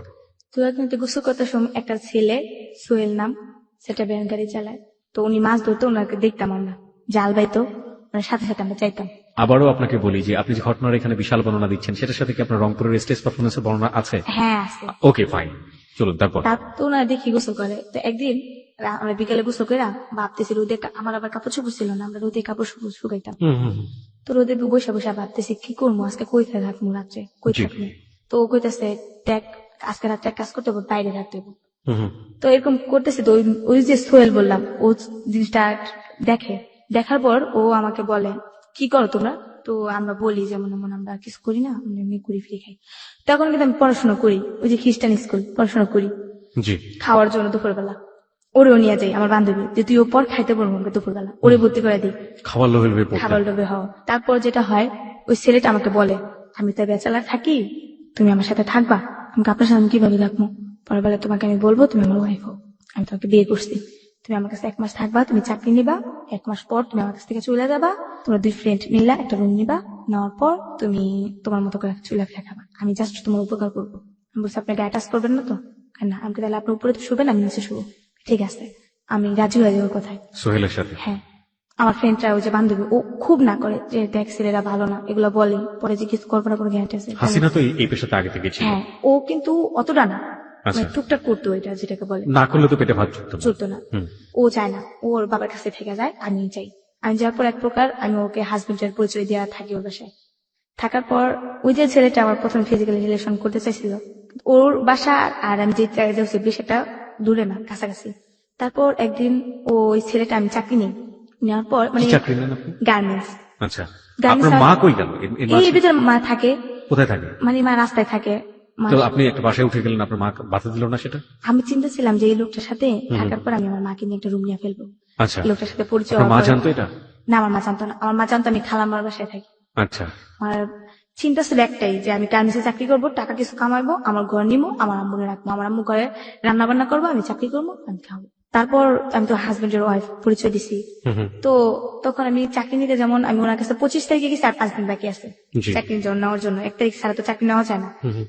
উনি উপরে থাকে, আমি নিচে থাকি। তো শীতের দিন তো নিচে থাকা একা সম্ভব না, খুব শীত করে। তো উনি আমাকে উপরেই রাখতো, তো উনি এক সাইডে থাকতো, আমি এক সাইডে। তো এমন প্রায় 2-3 দিন যায় উনি আমাকে টাচ করে না। একদিন যেটা হয়, উনি মানে কয়েকটা ছেলের সাথে ড্রিঙ্কস করে আসে, এতটাই ড্রিঙ্কস করে যে নিজেকে কন্ট্রোল করতে পারে না, তখন আমাকে ফিজিক্যালি রিলেশন করে আমার সাথে। এরপর অনেক তিন জোরপূর্বক, চারজনকে সাথে নিয়ে নাকি শুধুমাত্র? শুধু একাই। ওকে। এতটাই জোরপূর্বক করে আমি না করে পারি না, আর চিল্লাচিল্লি করে পাশে থেকে মানুষ আসে যে তোমরা তো হাজবেন্ড ওয়াইফই বলছে। তো প্রচুর ব্লান্টিং হয়, এতটাই ব্লান্টিং হয়, আমি মানে এতটা অল্প বয়সে ছিলাম। তো পরে যখন আমার জ্ঞান ফিরছে, আমি দেখি আমার পাশে 2টা ডাক্তার বসা। দুটো ডাক্তার আপনার পাশে বসা? হ্যাঁ, পেশা। আপনার রুমের মধ্যে নাকি? হ্যাঁ, রুমের ভিতরে। তার মানে ওখানে যে ছেলেটা যে থাকতো এটা কি এক ধরনের বস্তি ছিল? হ্যাঁ, বসতেছিল। বস্তির মধ্যেই থাকে এরা? ডাক্তাররা কি বস্তির ডাক্তারই? না, ডাক্তার ছিল আপনার এমনি ফার্মেসি ডাক্তার। ফার্মেসি ডাক্তার নিয়ে আসছে। ওকে।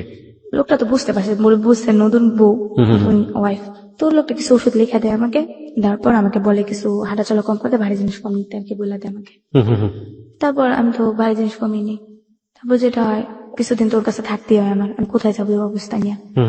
তো আমি ফাইনাল ডিসিশন নিয়েছি ওকে নিয়ে আমি সংসার করবো, যেহেতু আমাকে ফিজিক্যাল রিলেশন করে ফেলছে। আপনি সিদ্ধান্ত নিয়ে নিয়ে ফেললেন? ফেলছে। আমি পরে বলছি আমার আম্মু আছে, আমার আম্মু রাস্তা থাকে, আপনি আমার আম্মুকে নিয়ে আসবেন। তো যেটা হয়, কুরবানিতে আসে ও কি করে, মাংস ঢুকাইতে যায়। কুরবানিতে তো আমি সারাদিন আমার বান্ধবী 2টাকে নিয়ে আসি, আমার বাসায় খাওয়াবো ওদের, ওরা তো আমাকে অনেক উপকার করছে। ও মা, কতক্ষণ পরে শুনি যে ও নাকি বলে মাংস ঢুকাইতে গেছে। এটা শুনে আমার না খুব শরম লাগে যে আমার হাজবেন্ডই বললে, এক হিসাবে বিয়ে হয়নি, কিন্তু আমরা সিদ্ধান্ত নিয়েছি বিয়ে করবো। ওকে। তো আমার হাজবেন্ড ও এই মাংস ঢুকায়, আমার শরম লাগতেছে, আমি ওর সাথে মানে কথা বলি না, আমার কেমন একটা প্রেস্টিজে বাঁচতেছে। প্রেস্টিজে বাঁচছে। ওকে।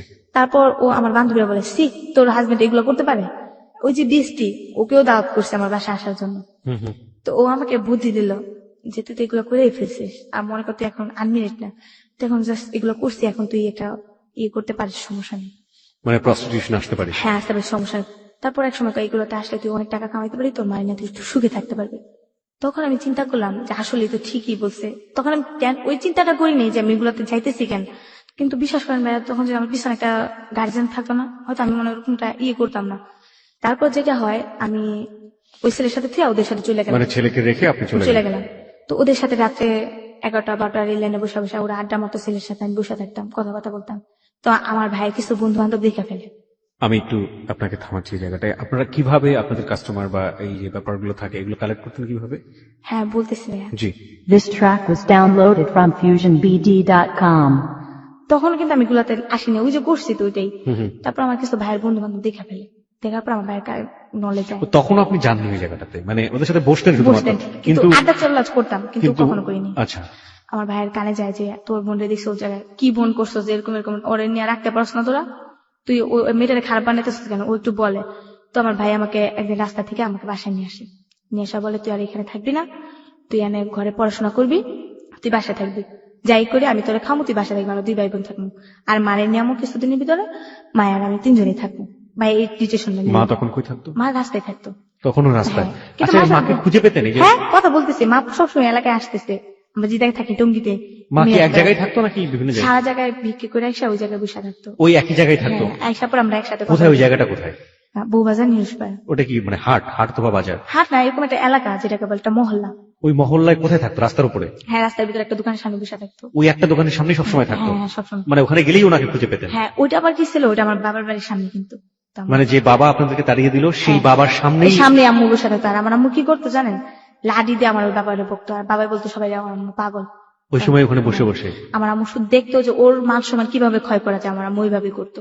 রাস্তায় রেখে রেখে আম্মু ওরে অপমান করতো, রাস্তার ভিতরে দাঁড়া করে যেত। মানে একটা নেতা মানুষ, বুঝেনি তো, একটা রাজনীতির সাথে একটা এক হিসাবে এখন বলতে পারেন একটা কাউন্সিলর উনি। উনি এখন কাউন্সিলর ওখানকার? হ্যাঁ। ওকে। ওনাকে মনে করেন যে রাস্তার ভিতরে ছেড়ে দিয়ে ফেলতো আমার আম্মু। লোকজন যদি জড়ো হয়ে যেত না, যে জিজ্ঞেস করতো কে উনি, পাগল, তার সে গেছে, এগুলো বইলা আইসা পড়তো আমার বাবা। তখন আমার আম্মুকে আমি বাধা দিলাম, তুমি ওই লোকটার সাথে খেলে এমন করো কেন, অন্য মানুষ আসছে না, ওর সাথে কইতে। কিন্তু আম্মু বলতো না, আম্মু বলতো তুই বুঝবি না মা, তুই বড় এলো তারপর বুঝবি। আমার তো বোঝা লাগতো না, এগুলো বলতাম আমি। তারপর যেটা হয়, আমার ভাইয়ের কাছে আমি যাই। জি। যার পর প্রিয় শ্রোতা, গল্পটা কিন্তু খুবই খুবই খুবই মনোযোগ দিয়ে শুনতে হবে। আমরা জানি না এটা শেষ পর্যন্ত গিয়ে কতটা বম্বিং করবে। আমরা বলতে পারি যে it will be like super blasting, যেটাকে বলে, কারণ গল্পের অনেকগুলো মোড় রয়েছে ওর জীবনের গল্পের, এবং কত সমাজের জ্ঞানী মানুষ এখানে জড়িত, এবং ওর যে লাইফ, ও মাই গড। তারপর আমার ভাইয়ের কাছে আমি যাই। যাওয়ার পর একদিন রাত্রিবেলা একসাথে শুয়ে থেকে ভাই আমি 2জনের খাট একটা, আমার ভাই আমার উপরে হাত রাখে, আমার আপন ভাই। রাখার পর আমি ভাবছিলাম যে হয়তো ঘুমের ইয়েতে হাতটা রাখছে। আমি মনে করছি হাতটা লাড়াচাড়া দিয়ে যদি জাগনা থাকে সরাই ফেলবে, যদি ঘুমের টানে ওমা দেখি সাথে সাথে হাতটা সরাই ফেলে, যখন আমি লাড়াচাড়া দিই ততটা ইমোশনাল ভাবে নিয়ে নিই। আরেকদিন যেটা হয় ভাইয়া, আমার ভাই, আমার খালতো বোনের আর কি মেয়েরা আসে, একটা ভাগ্নি আছে, এটা এখন ইন্টারে পড়ে, তখন ও মনে হয় 5-6 পড়ে। তখন ও আসে, ওকে টাকা দেয়, ওকে খাতা কিনা দেয়, ওকে জামা কাপড় কিনা দেয়, কিন্তু ভাই আমাকে কখনো 2টা টাকা দেয়নি, কখনো আমাকে বলে নাই যে বোন নিয়ে তুই 2টা টাকা নিয়ে তুই কিছু খাইস, যেটা খাইতে ইচ্ছা করে। তো ওদেরকে আমার সামনে টাকা দিত, ওদেরকে নদী পানি নিয়ে ঘুরা যেত, কিন্তু ভাইয়া কখনো আমার রাস্তায় কথা বলতো না আমার সাথে। ও বলতো রাস্তায় কথা বলে নাকি ওর মান সম্মান চলে যাবে। আমার সাথে বাসায় জাস্ট সম্পর্ক, বাইরে না। তোমার ভাগ্নিদেরকে খাতা কলম কিনা দিত, কিন্তু আমাকে কিছু দিত না। আমি যে স্কুলে পড়তাম না, স্কুল থেকে 5-এ বৃত্তি দেওয়ার পর আমি রেজাল্ট ভালো করে আমি ওখান থেকে 700 টাকা পাই। 700 টাকার পর ওই টাকায় হাতে রাখি, ওইটা দিয়ে আমি ভাঙি, এগুলো কিনি, খাতা কলম কিনি। তারপর ওই দিন রাত্রেই আমার ভাগ্নিদের টাকা টুকা দেওয়ার পর আমার ভাগ্নিরা চলে যায়। আসার পর তো কি করে, আমার ভাই আমাকে একটা জুস আছে না, ওই জুসগুলা নিয়ে আসে। জুসগুলা নিয়ে আসার পরে জুসের ভিতরে আমি দেখি যে কতগুলা ঘুমের ট্যাবলেট, যেটাকে বলে সাদা সাদা কি কি জানি ঢুকাই ওটার ভিতরে, ঝাক্কায় কতক্ষণ। আমি অতটা খেয়াল করি না, মুসুর টেবিলে খাইবো। আমাকে বলে নে তোর লেগে জুস আনছি, উঠ উইটা ঘুমে তুইটা খাই নে, আর আমার লেগে ভাত বার। তো আমি ভাইয়ের জন্য ভাত পারলাম, আমি জুস খেলাম। কিন্তু ভাইয়া আমি এত খুশি হয়েছি যে আমার ভাই আমার জন্য জুস আনছে, আমার জন্য এতটা ভালোবাসে আমার ভাই আমাকে। জুসটা খাওয়ার পরে আমি কেমন জানি ঘুমের ইয়া গেলাম। তারপর আমি শুনলাম, এক পর্যায়ে দেখি সকালবেলা ওইটা আমার সালোয়ার ছিঁড়া, সালোয়ার চিরে ফেলেছে। হ্যাঁ সালোয়ার ছিঁড়া, তারপর ওর সামনের দিক দিয়া। কিন্তু ফিজিক্যালি রিলেশন হয়েছে কিনা আমি ভাইয়া বুঝতে পারিনি, আমি আপনি জানিও জানেন না, না ওটা? কারণ আমার মনে হয় না, কারণ ভাই বোন কি বলে আল্লাহর আপনি ওটা তরফে। বিলিভ করতে পারেন না, ওকে? আপনার বিলিভের জায়গা থেকে আমরা থাকতে চাই, বাট আপনি যতটুকু বলেছেন অতটুকু হজম করাই আমাদের জন্য খুবই কষ্টকর। But the reality is the reality. সত্যটা চরম সত্য, জঘন্য সত্য, মর্মাহত সত্য, বিধ্বস্ত সত্য, আপনি যাই বলেন না কেন সেটা সত্য। The reality is reality. কোনো বোন তার ভাইয়ের বিরুদ্ধে কখনোই কোনোদিনও গীবত করবে না, বা আমরা বলতে পারি না কখনো এই ধরনের অ্যাকিউজমেন্ট নিয়ে আসবে না যেটা তার ভাই করেনি। প্রশ্নই ওঠে না এতক্ষণ পর্যন্ত তার ভাইয়ের কাছে যাওয়ার জন্য, তার ভাইয়ের একটু ভালোবাসা পাওয়ার জন্য তার যে আকুতি, সেটা কিন্তু এই এতক্ষণ পর্যন্ত পুরো গল্প জুড়ে উঠে এসছে। কিন্তু এই পার্টটা, this is really really really really hated part of today's Halloween 920। ওকে, তারপর যেটা হয় ভাইয়া, এগুলা দেখা আমি তারপর মনে করছি হয়তো ঘুমের দেয় না, তারপর আমি ইমোশনাল ভাবে নিয়ে নিই, মনে করছি ঘুমের দেয় শিখতে পারে, কারণ আমার তো একটা কাপড় চোপড় বছরের পর বছর সিধা দিতে পারে, কাপড় পিছিয়ে দিতে পারে। তো একদিনকা ভাইয়া চলে যায়, আমি দরজা জানলাম অফ করে, মানে জানলাটা ছিল যেমন শিক নেই, একজন ঢুকা যায় জানলাতে, তো কাঠের দরজা ছিল, তুই দরজা আমি সিটকাই মেরা, আর জানলাটা রশি দিয়ে বাঁধানো ছিল, সেটা মানে বাইরে থেকে ঢুকার কোনো পরিস্থিতি নেই। তো ওখানে আটকে আমি শুয়ে গেছি। তো অর্ধেক রাত্রে আমি ঘুমের থেকে কেমন যেন সজাগ করে দেখি আমার ভাই আমার উপরে, মানে আমার উপরে। তো ভাইয়া তখন আমি কোথায় ছিলাম, আমার পক্ষে যে এটা এতটা গুরুত্বভাবে নিমু আমি কিভাবে বলবো ভাই, আমার এতটা কষ্ট লাগছে যে শেষ পর্যন্ত ভাই আমার কাছে এরকম করতে পারলো, এটা মানে কিরকম একটা কষ্টের ভিতরে চলে গেছিলাম আমি। তারপর যেটা হয়, আমি এক ধরনের এরকম করি, তারপর ভাইয়া আস্তে আস্তে নেমে যায়। তারপর আমিও ভাইয়ারে কিছু বলি না, ভাইয়া আমাকে কিছু বলে না। মানে এত বেশি লজ্জা পান আপনি যে আপনি ওই সময় রিয়াক্ট করাটারও ভাইয়া আমি এতটা কান্না করছি, আমার মনে হয় আমার বালিশের যতগুলো তোলা ছিল সবগুলো মনে ভাইয়া চিপড়াইলে মনে পানি পড়তো ভাইয়া, এতটা কান্না করছি যে আল্লাহ কি আমার কপালে এগুলাই রাখছে। ভিক্ষা করছি, খাইছি, বাপের তো আদর পাইনি, জন্মের পর থেকে তো বাপ দেখি নেই, ভাই মনে করছি সবকিছু। মানুষের বাইরে দেখে কত আদর করে, কত জায়গায় কত কিছু কিনে নিয়ে যায়, কত কিছু বোনের জন্য কত কিছু ইয়ে নিয়ে যায়, বোনের জন্য যাইতে সময় দোকান থেকে টাকা দেওয়া যায় যে তুমি কিছু খায়ও, এটা করো এটা করো। কিন্তু আমার ভাই ওরকম ছিল না, আমার ভাই কোনোদিন আমার একটা টাকা হাতে দেয় নাই যে বলি তুই এটা কিনা খাইস, তো খাইতে মন চাই কিছু। আমার মারে কিছু ভালো করে আদর করে না, আম্মু তুমি কিছু খাইবা, কিচ্ছু বলে না, মানে আমাকে দেখতেই পারতো না। তো আমি চিন্তা করছিলাম কখন সকালটা হবে, কখন সকালটা হবে। সকালটা হয়েছে, আমি না করে বললে আমি বাইরে থেকে আইসা পড়ছি। আইসা পর ওই যে আমার ফ্রেন্ড বান্ধবী, ওদের সাথে আসলাম। আসার পর সারাদিন ওদের সাথে ঘুরলাম। ওই যে আপনার প্রথম যেটা আমাকে শাইন ফিজিক্যালি রিলেশন করতে চাইলো, ও আমাকে নাম্বার দিছে। তো ওর নাম্বার আমি একটা ফোন করলাম, তখন আমার খুব টাকার প্রয়োজন ছিল, থাকার জায়গা ছিল না। তো ও আমাকে বললো অমুক জায়গায় আসো, আমি তোমাকে নিয়ে যাবো এক বাসায়। এগুলো কি আপনার সব নাচে যাওয়ার আগের ঘটনা? আগের ঘটনা বা এগুলো বলতে আমার মনে নেই আর কি। আচ্ছা ঠিক আছে, সমস্যা নেই। প্রিয় শ্রোতা, আপনাদেরকে আবারও কিন্তু মনে করে দিচ্ছি আমি যে ওর কিন্তু নাচে চলে গিয়েছে, সেই পার্টটা কিন্তু প্রথমে বলেছে, কিন্তু তারপরে কিন্তু ফ্ল্যাশব্যাকের মেমোরি হচ্ছে এগুলো। আপনারা নিশ্চয়ই জানেন যে নাচে চলে যাওয়ার পার্টটা, যে 2 মাসের পার্ট, সেটা একেবারেই ওর নিজের মনের, এবং ও ওর মাকে পর্যন্ত জানিয়ে যায়নি। সেই মোমেন্টটা থেকে ও কিন্তু ফ্ল্যাশব্যাকে এসে ওর জীবনের এই গল্পগুলো বলছে। আপনাদের সবাইকে একটু খেয়াল রাখার জন্য বারবারই মনে করে দিচ্ছি। হ্যাঁ, তারপর ওই যে শাইন, ও আমাকে নিয়ে যায় শীতের দিন 2009 শেষ দিকটা এক চাচির বাসায় নিয়ে যায়। নিয়ে যাওয়ার পর ওই দিনকে উনি আমাকে ফিজিশিয়ান রিলেশন করে। সকালবেলা ও আমাকে 500 টাকা দেয়। 500 টাকা দিয়ে আমি একটা বস্তিতে একটা রুম নিই। নিয়ে 300 টাকা অ্যাডভান্স দিই, 200 টাকা দেওয়া 6-7টা সালা কিনি ওগুলো বিছায় থাকার জন্য। কিছু বালিশ টালিশ কিনি, এগুলো খাওয়া দাওয়ার ব্যবস্থা কিন্তু করিনি, থাকার ব্যবস্থা আগে করছি। আমরা 2 বান্ধবী মিলে করি। তারপর আমি একটা কি, আমি খারাপ ছিলাম, বাইরে ছিলাম, কিন্তু আমি যে জায়গাটা থাকি ওই জায়গাটা সেফ ভাবে থাকি, যাতে আমাকে কেউ বুঝতে না পারে আমি খারাপ। তারপর যেটা হয়, আমি মাথায় কাপড় টাপড় দিয়ে চলি, কিন্তু ও মাথায় কাপড় দেয় না, ও একটু খারাপ ভাবে চলে। তো ওকে বাড়িওয়ালা বলে, ওকে নিয়ে থাকলে তোমাকে থাকা হবে না, তুমি রুম ছাড়া দিবা। আমি বলছি ওর কারণে আমি কোথায় থাকবো, আমি ওকে বলি তুই একটা ব্যবস্থা করে নি। তো ওর সাথে আমার প্রায় ঝগড়া লাগতো এই মেয়েটার সাথে। তো ও চলে যায়, যার পর আমি একাই থাকি। তারপর আমি আমার আম্মুকে নিয়ে আসি। আমার আম্মুকে নিয়ে ওই বস্তির ভিতরে থাকি। তো আম্মু কিছু টাকা দেয়। এর ভিতরে আবার ওই যে শাহিন, ওর সাথে আমি যাই, ও আমাকে কিছু টাকা দেয়। মাঝে মধ্যে যাই, ও আমাকে 1500 হেল্প করে। এর ভিতরে আমি একটা জব পেয়ে যাই, ওইখানে আমি কাজ করি, আমাকে 1500 টাকা স্যালারি ধরে। তো এর ভিতরে আমার আম্মুর এমন একটা অসুখ হয়, ওই যে বলছিলাম ফকিরখানে যে একটা ওষুধ, পাতলা পায়খানা, ওইখানেও এরকম হয়ে যায়। ইমিডিয়েটলি আমার নিম্নে তো 1000 টাকা দরকার। আমি কিভাবে পাবো ওই মুহূর্তে 1000 টাকা, কই পাবো?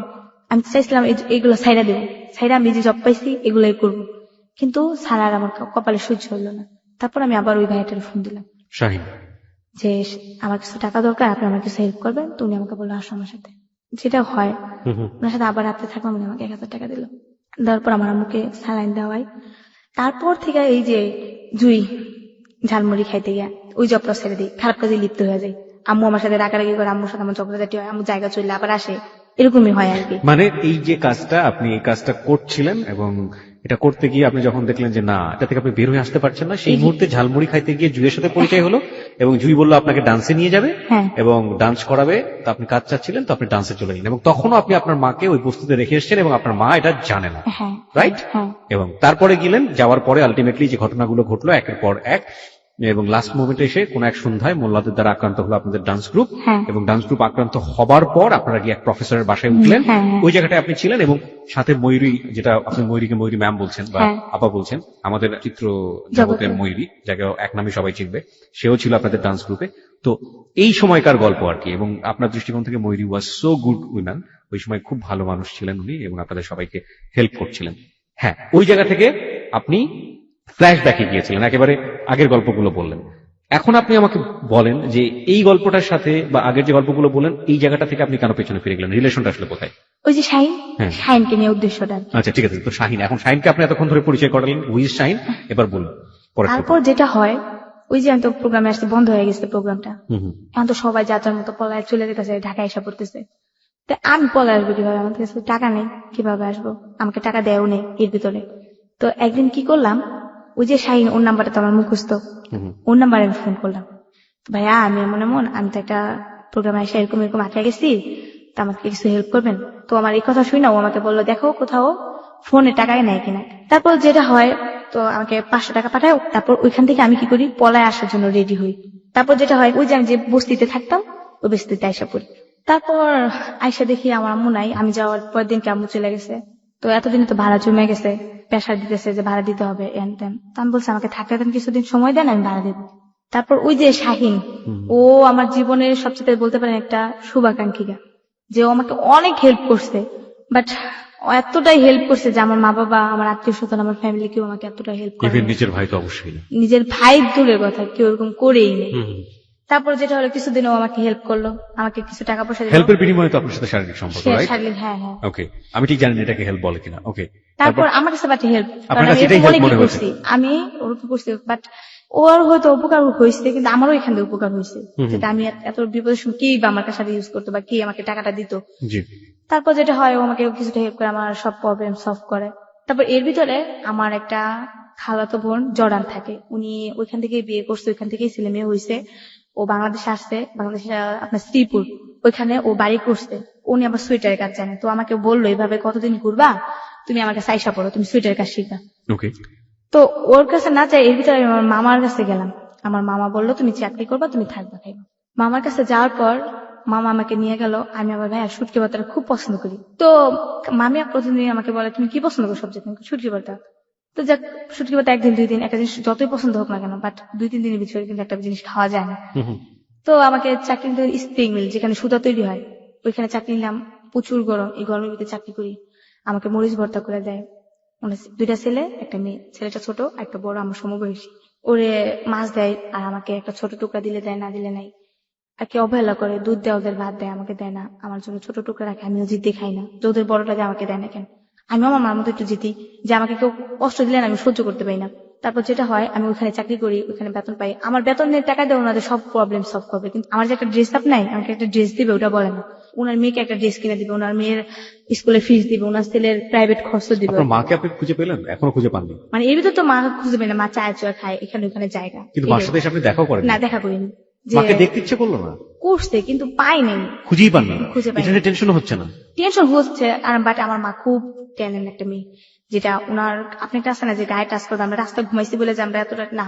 আমার আম্মুর দেখা গেছে একটা দোকান, আপনি আমার আম্মু চা খাইতে গেছে, আমার আম্মু সাইড দিয়ে একজনে বললো যে খালাম আমার কিছু দেন তো, মানে দোকানদারকে বললো আম্মু ওর মাইরা একটা পিঠা শেষ করে না ফেলবো। আমার উপর দিয়ে আসছো কেন, কেন দুনিয়ার জায়গা নেই, আরো জায়গা আছে ওইখান দিয়ে চলে যাও, আমার উপর দিয়ে আসছো কেন? মেয়ে দেখলে কি মাথা নষ্ট হয়ে যায়? একটা ডাইরেক্ট আমার মানে বলে পড়ে। বকাঝকা করে? তারপর যেটা হয়, এই জন্য আমি টেনশন করি না, কারণ আমার আম্মু নিজে ঢাকা শহরে এমন কোন রাস্তা নেই যে আমার আম্মু নাচি চেনে না, সুতরাং যে কোনো ভাবে ম্যানেজ করে ভালো আছে। তো অনেক ভালো, কারণ এক সময় যেহেতু ঢাকায় কাজ করছে আমি সবই চিনি, ঢাকায় বড়, ঢাকায় বাসায় কথাও বলে। তারপর যেটা হয়, মানে আমাকে শুটকি ভর্তাতে ভাত দেয়, সবার সামনে খাইতে গেলে আমার খুব শরম করে। সব আমার কথা, কি প্রতিদিন শুটকি ভর্তাই দেয় ভাত দেয়, এমনি ভাত দিতে পারে না ভালো কিছু দেয়া?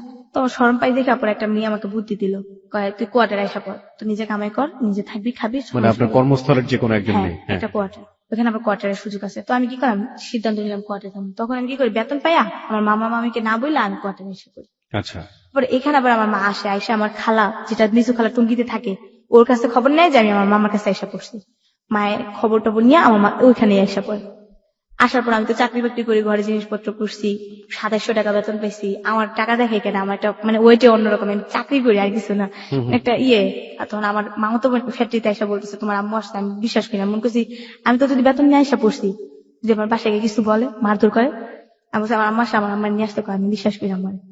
তারপর কি হলো, আম্মা আসলো গিয়ে আম্মুরে দেখা তো আমার খুশি দেয় কেন, আম্মুরে জয় দেখছে মা তোমার আর ভিক্ষা করতে তো না, তুমি এখন থাকবা, তুমি এখন খাবা, আর কোনো কষ্ট না। মনে করো তোমার মেয়ে বড় হয়ে গেছে। এই কতদিন পরে দেখা? 2 মাস? প্রায় 3 মাস। 3 মাস, ওকে। আম্মু তো আমার জড়াই ধরে কান্নাকাটি, তুই কেন আমার সাথে গেছিস, তুই কি বড় হয়ে গেছে, হাত পা খোঁজা গেছে। তো আম্মুরে নিয়ে রাখলাম। তখন আম্মুর এক চান্স আমি কাপড় কিনে দিলাম, আম্মুর যত কিছু লাগে সবকিছু কিনে দিলাম। আম্মুরে বললাম তুমি লাঠি বড় দিবা না, কারণ শরম লাগে লাঠি বড় দিলে। তারপর আম্মু লাঠি বড় হাঁটে, আমাকে ধরে হাঁটতো, তারপর মা আম্মু লাঠি বড় দেয়। তারপর এমনি কি হলো, আম্মু ওনার ছেলেটারে খুব ভালোবাসে, ছেলেকে না দেখলে পাগল হয়ে যায়। তারপর আয় তোর ভাইয়ের কাছে যাই আমরা, কিন্তু আম্মুর কাছে আমি বলিনি যে আম্মু আমার কাছে এগুলো ঘটছে।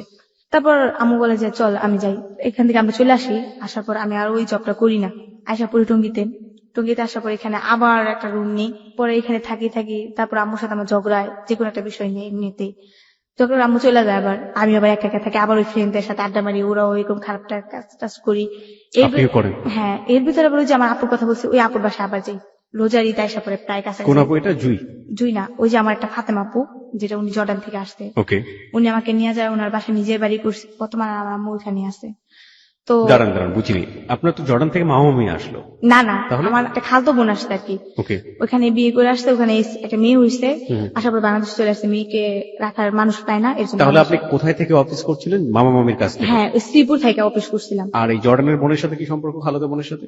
এই টুঙ্গিতে আইসা উনিও আসতে দেখতে আসতে ওনাকে দেখার পর, হ্যাঁ ওকে। তারপর উনি আমাকে বললো এভাবে আর কতদিন, তুমি আসো আমার সাথে। এক ধরনের বোহেমিয়ান লাইফ আমরা যেটাকে বলতে পারি, যাযাবর জীবন।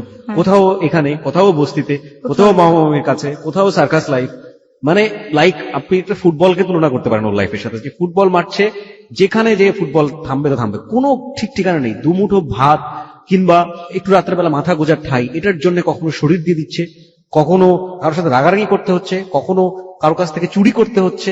This is call life. এবং এই জীবন কতটা নির্মম এবং নৃশংস হতে পারে সবকিছু মিলিয়ে সেটা আজকে মনিকে দেখলেই বুঝতে পারবেন। কিন্তু অদ্ভুত ব্যাপার হলো 17 বছরের মেয়েও এবং ওর যে বলার স্টাইল তার মধ্যে এক ফোঁটা ছিটে ফোঁটা, আমি বেশ কয়েকবার দু একবার দেখেছি চোখের জলে ভিজে উঠছে, কিন্তু এক্সপ্রেশনে সেটা নেই, একেবারে হাসি মুখ করে আরামসে বলে যাচ্ছে। ও এটা কি ওর জীবন মনে করে নিয়েছে, অদ্ভুত। এবং এই জিনিসটাকে আমার খুব বেশি পরিমাণে আমি মার্ক করছি যে ওর ফিলিংস আসলে কি, ওর ফিলিংসটা কোনো না কোনো ভাবে ধরতে পারছি না, যে ও যে কষ্টে আছে, ওর যে খারাপ লাগছে, আমি ঠিক জানি না, আমি শেষের জায়গাগুলোতে আসতে চাই। ওকে, হ্যাঁ, তারপর তারপর যেটা হয়, আমার খালুর কাছে যাই। আমার খালা থাকে, মেহমান আসে, 3টা রুম থাকে ওদের, একটা হাজবেন্ড ওয়াইফ থাকে, আর একটা ও এর ভিতর বলি না আমার ছোট খালা, ওরাদের একটা বড় সমস্যা হয়ে যায়, ওরাদের রুম আটকে যায়, রুম ভাড়া দিতে পারে না, দেখে বের করে দেয়। ওই মিজু খালার কাছে চলে যায়, মিজু খালার বাড়ি করে, ওরা এক রুমে থাকে, খালা এক রুমে থাকে। আমার খালা আবার হুজুর নিয়ে একটা তালিম টালিম পড়ায়। আমার ফ্যামিলিটা সবাই হুজুর, ভাই ডান্সার, এটা আমি একাই বলতে পারেন। আপনার ফ্যামিলির সবাই হুজুরনি মানে হচ্ছে করেন, সত্য নামাজ পড়ে, সবকিছুতে আল্লাহর ভক্ত ওরা। আল্লাহর ভক্ত, 5 ওয়াক্ত নামাজ পড়ে, ইসলামের সবকিছু মেনে চলছে, আর কিন্তু- সেই বাড়ির একটা মেয়ে এরকম পথে ঘাটে ঘুরে বেড়াচ্ছে, প্রস্টিটিউশনে যাচ্ছে। কোনো কিছু না। ওয়াহ। তারপর যেটা হয় ভাইয়া, একদিন আমাকে খালার সাথে শুইতে দেয়। আমি খালার সাথে শুই কিনারে, রাত্রে টিভি দেখতে দেখতে প্রায় ঘুমাই যাই, খালু নিচে ঘুমায়। তো রাত্রেবেলা আমার একটা কি যে কেউ যে আমাকে টাচ করে, আমি গায়ে হাউস পরে পাই যে আমাকে টাচ করতেছে। হঠাৎ করে দেখি যে আমার টাচ করতেছে আমার খালু, ধরতেছে যেমন, মানে আর নিচে শুয়েছে, হাত বাড়ে আমাকে টাচ করতেছে। তখন চিন্তা করতেছি এই জায়গাও থাকবো না, চলে যাবো। রাত্রে ডিউটি নিয়ে নিচ্ছি, পরের দিন সকালে চলে আসি ওখান থেকে।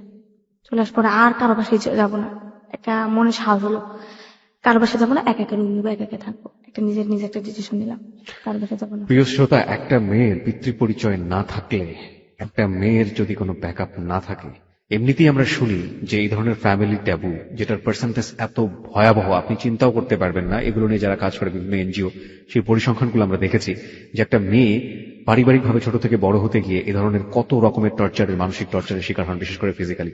সে বয়স্ক হোক কিংবা অপ্রাপ্ত বয়স্ক হোক, একেবারে নিজের ব্লাড রিলেশন থেকে শুরু করে কেউই সেখানে বাদ নেই এই তালিকায়। কিন্তু যখন দেখি যে পিতৃ পরিচয় নেই এবং এই মেয়েটাকে খুব সহজেই পাওয়া যায়, এই মেয়েটা কখনো সোচ্চার ভয়েস তার মুখ থেকে বের হবে না, খুব সুউচ্চ কণ্ঠে সে প্রতিবাদ করতে পারবে না, তখন কিসের খালু, কিসের আপন ভাই, কিসের বন্ধু, যে যেভাবে পারছে সেভাবে। ওকে, তারপর আমি ওখান থেকে আসা পড়ি।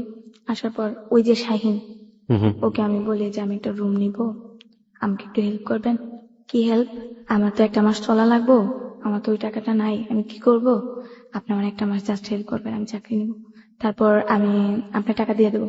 তো ও আমাকে বলে, তো ভাই আমি যেটা ভুল করছি, আমি জানতাম না ও কিন্তু হিন্দু।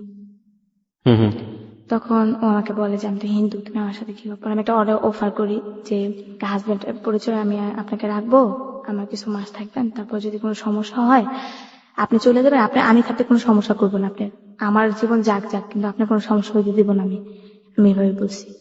তারপর উনি আমাকে খুব বিশ্বাস করছে।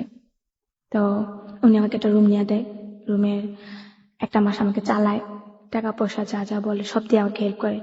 আর মাঝে মধ্যে অসুস্থ হয়ে গেলে, আমার তো আল্লাহ ছাড়া কেউ নাই ভাইয়া, একমাত্র বলতে পারেন উনি আমাকে হেল্প করে, টাকা পয়সা দেয়।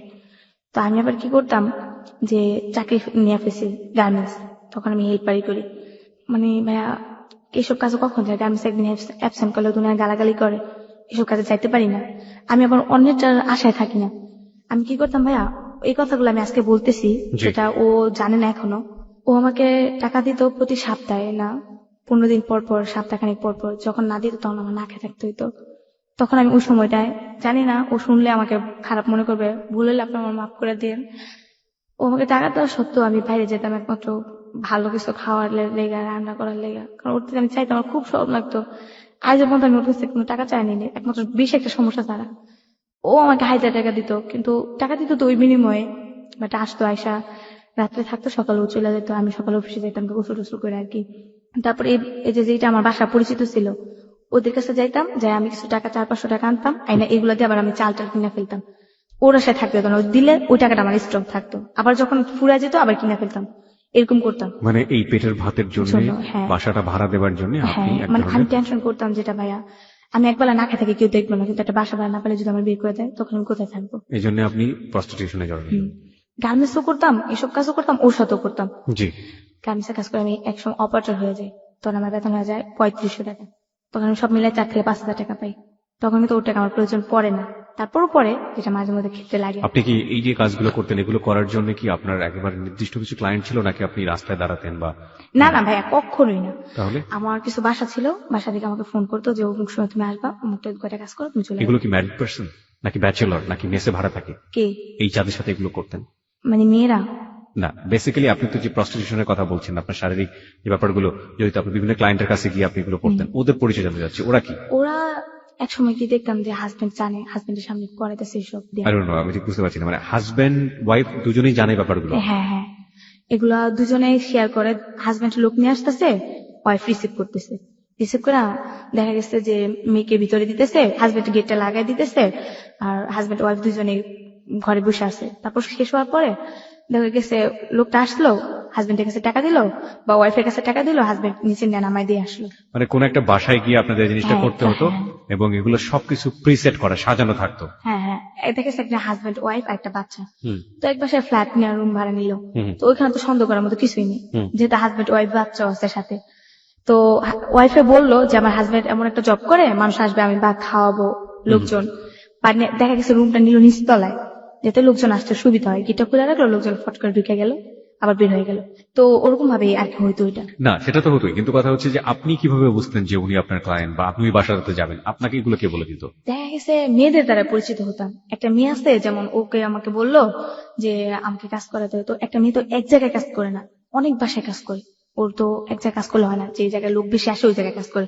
তো বাট আমি ওইগুলো করতাম না। আমার পার্ট টাইম 500 টাকা হইলে আমার যথেষ্ট। আমি ওদিকে যেতাম, আমার শরীরের দিকটাও দেখতাম, এমনকি আমার রোজগারের দিকটাও দেখতাম। আমি অতিরিক্ত বেশি করতাম না, যেটা একটা আছে না মানুষের এই রোগ, এই দিকটা আমি একটু সতর্ক থাকতাম। এইডস এর ব্যাপারে আপনি সচেতন সতর্ক থাকতেন? থাকতাম।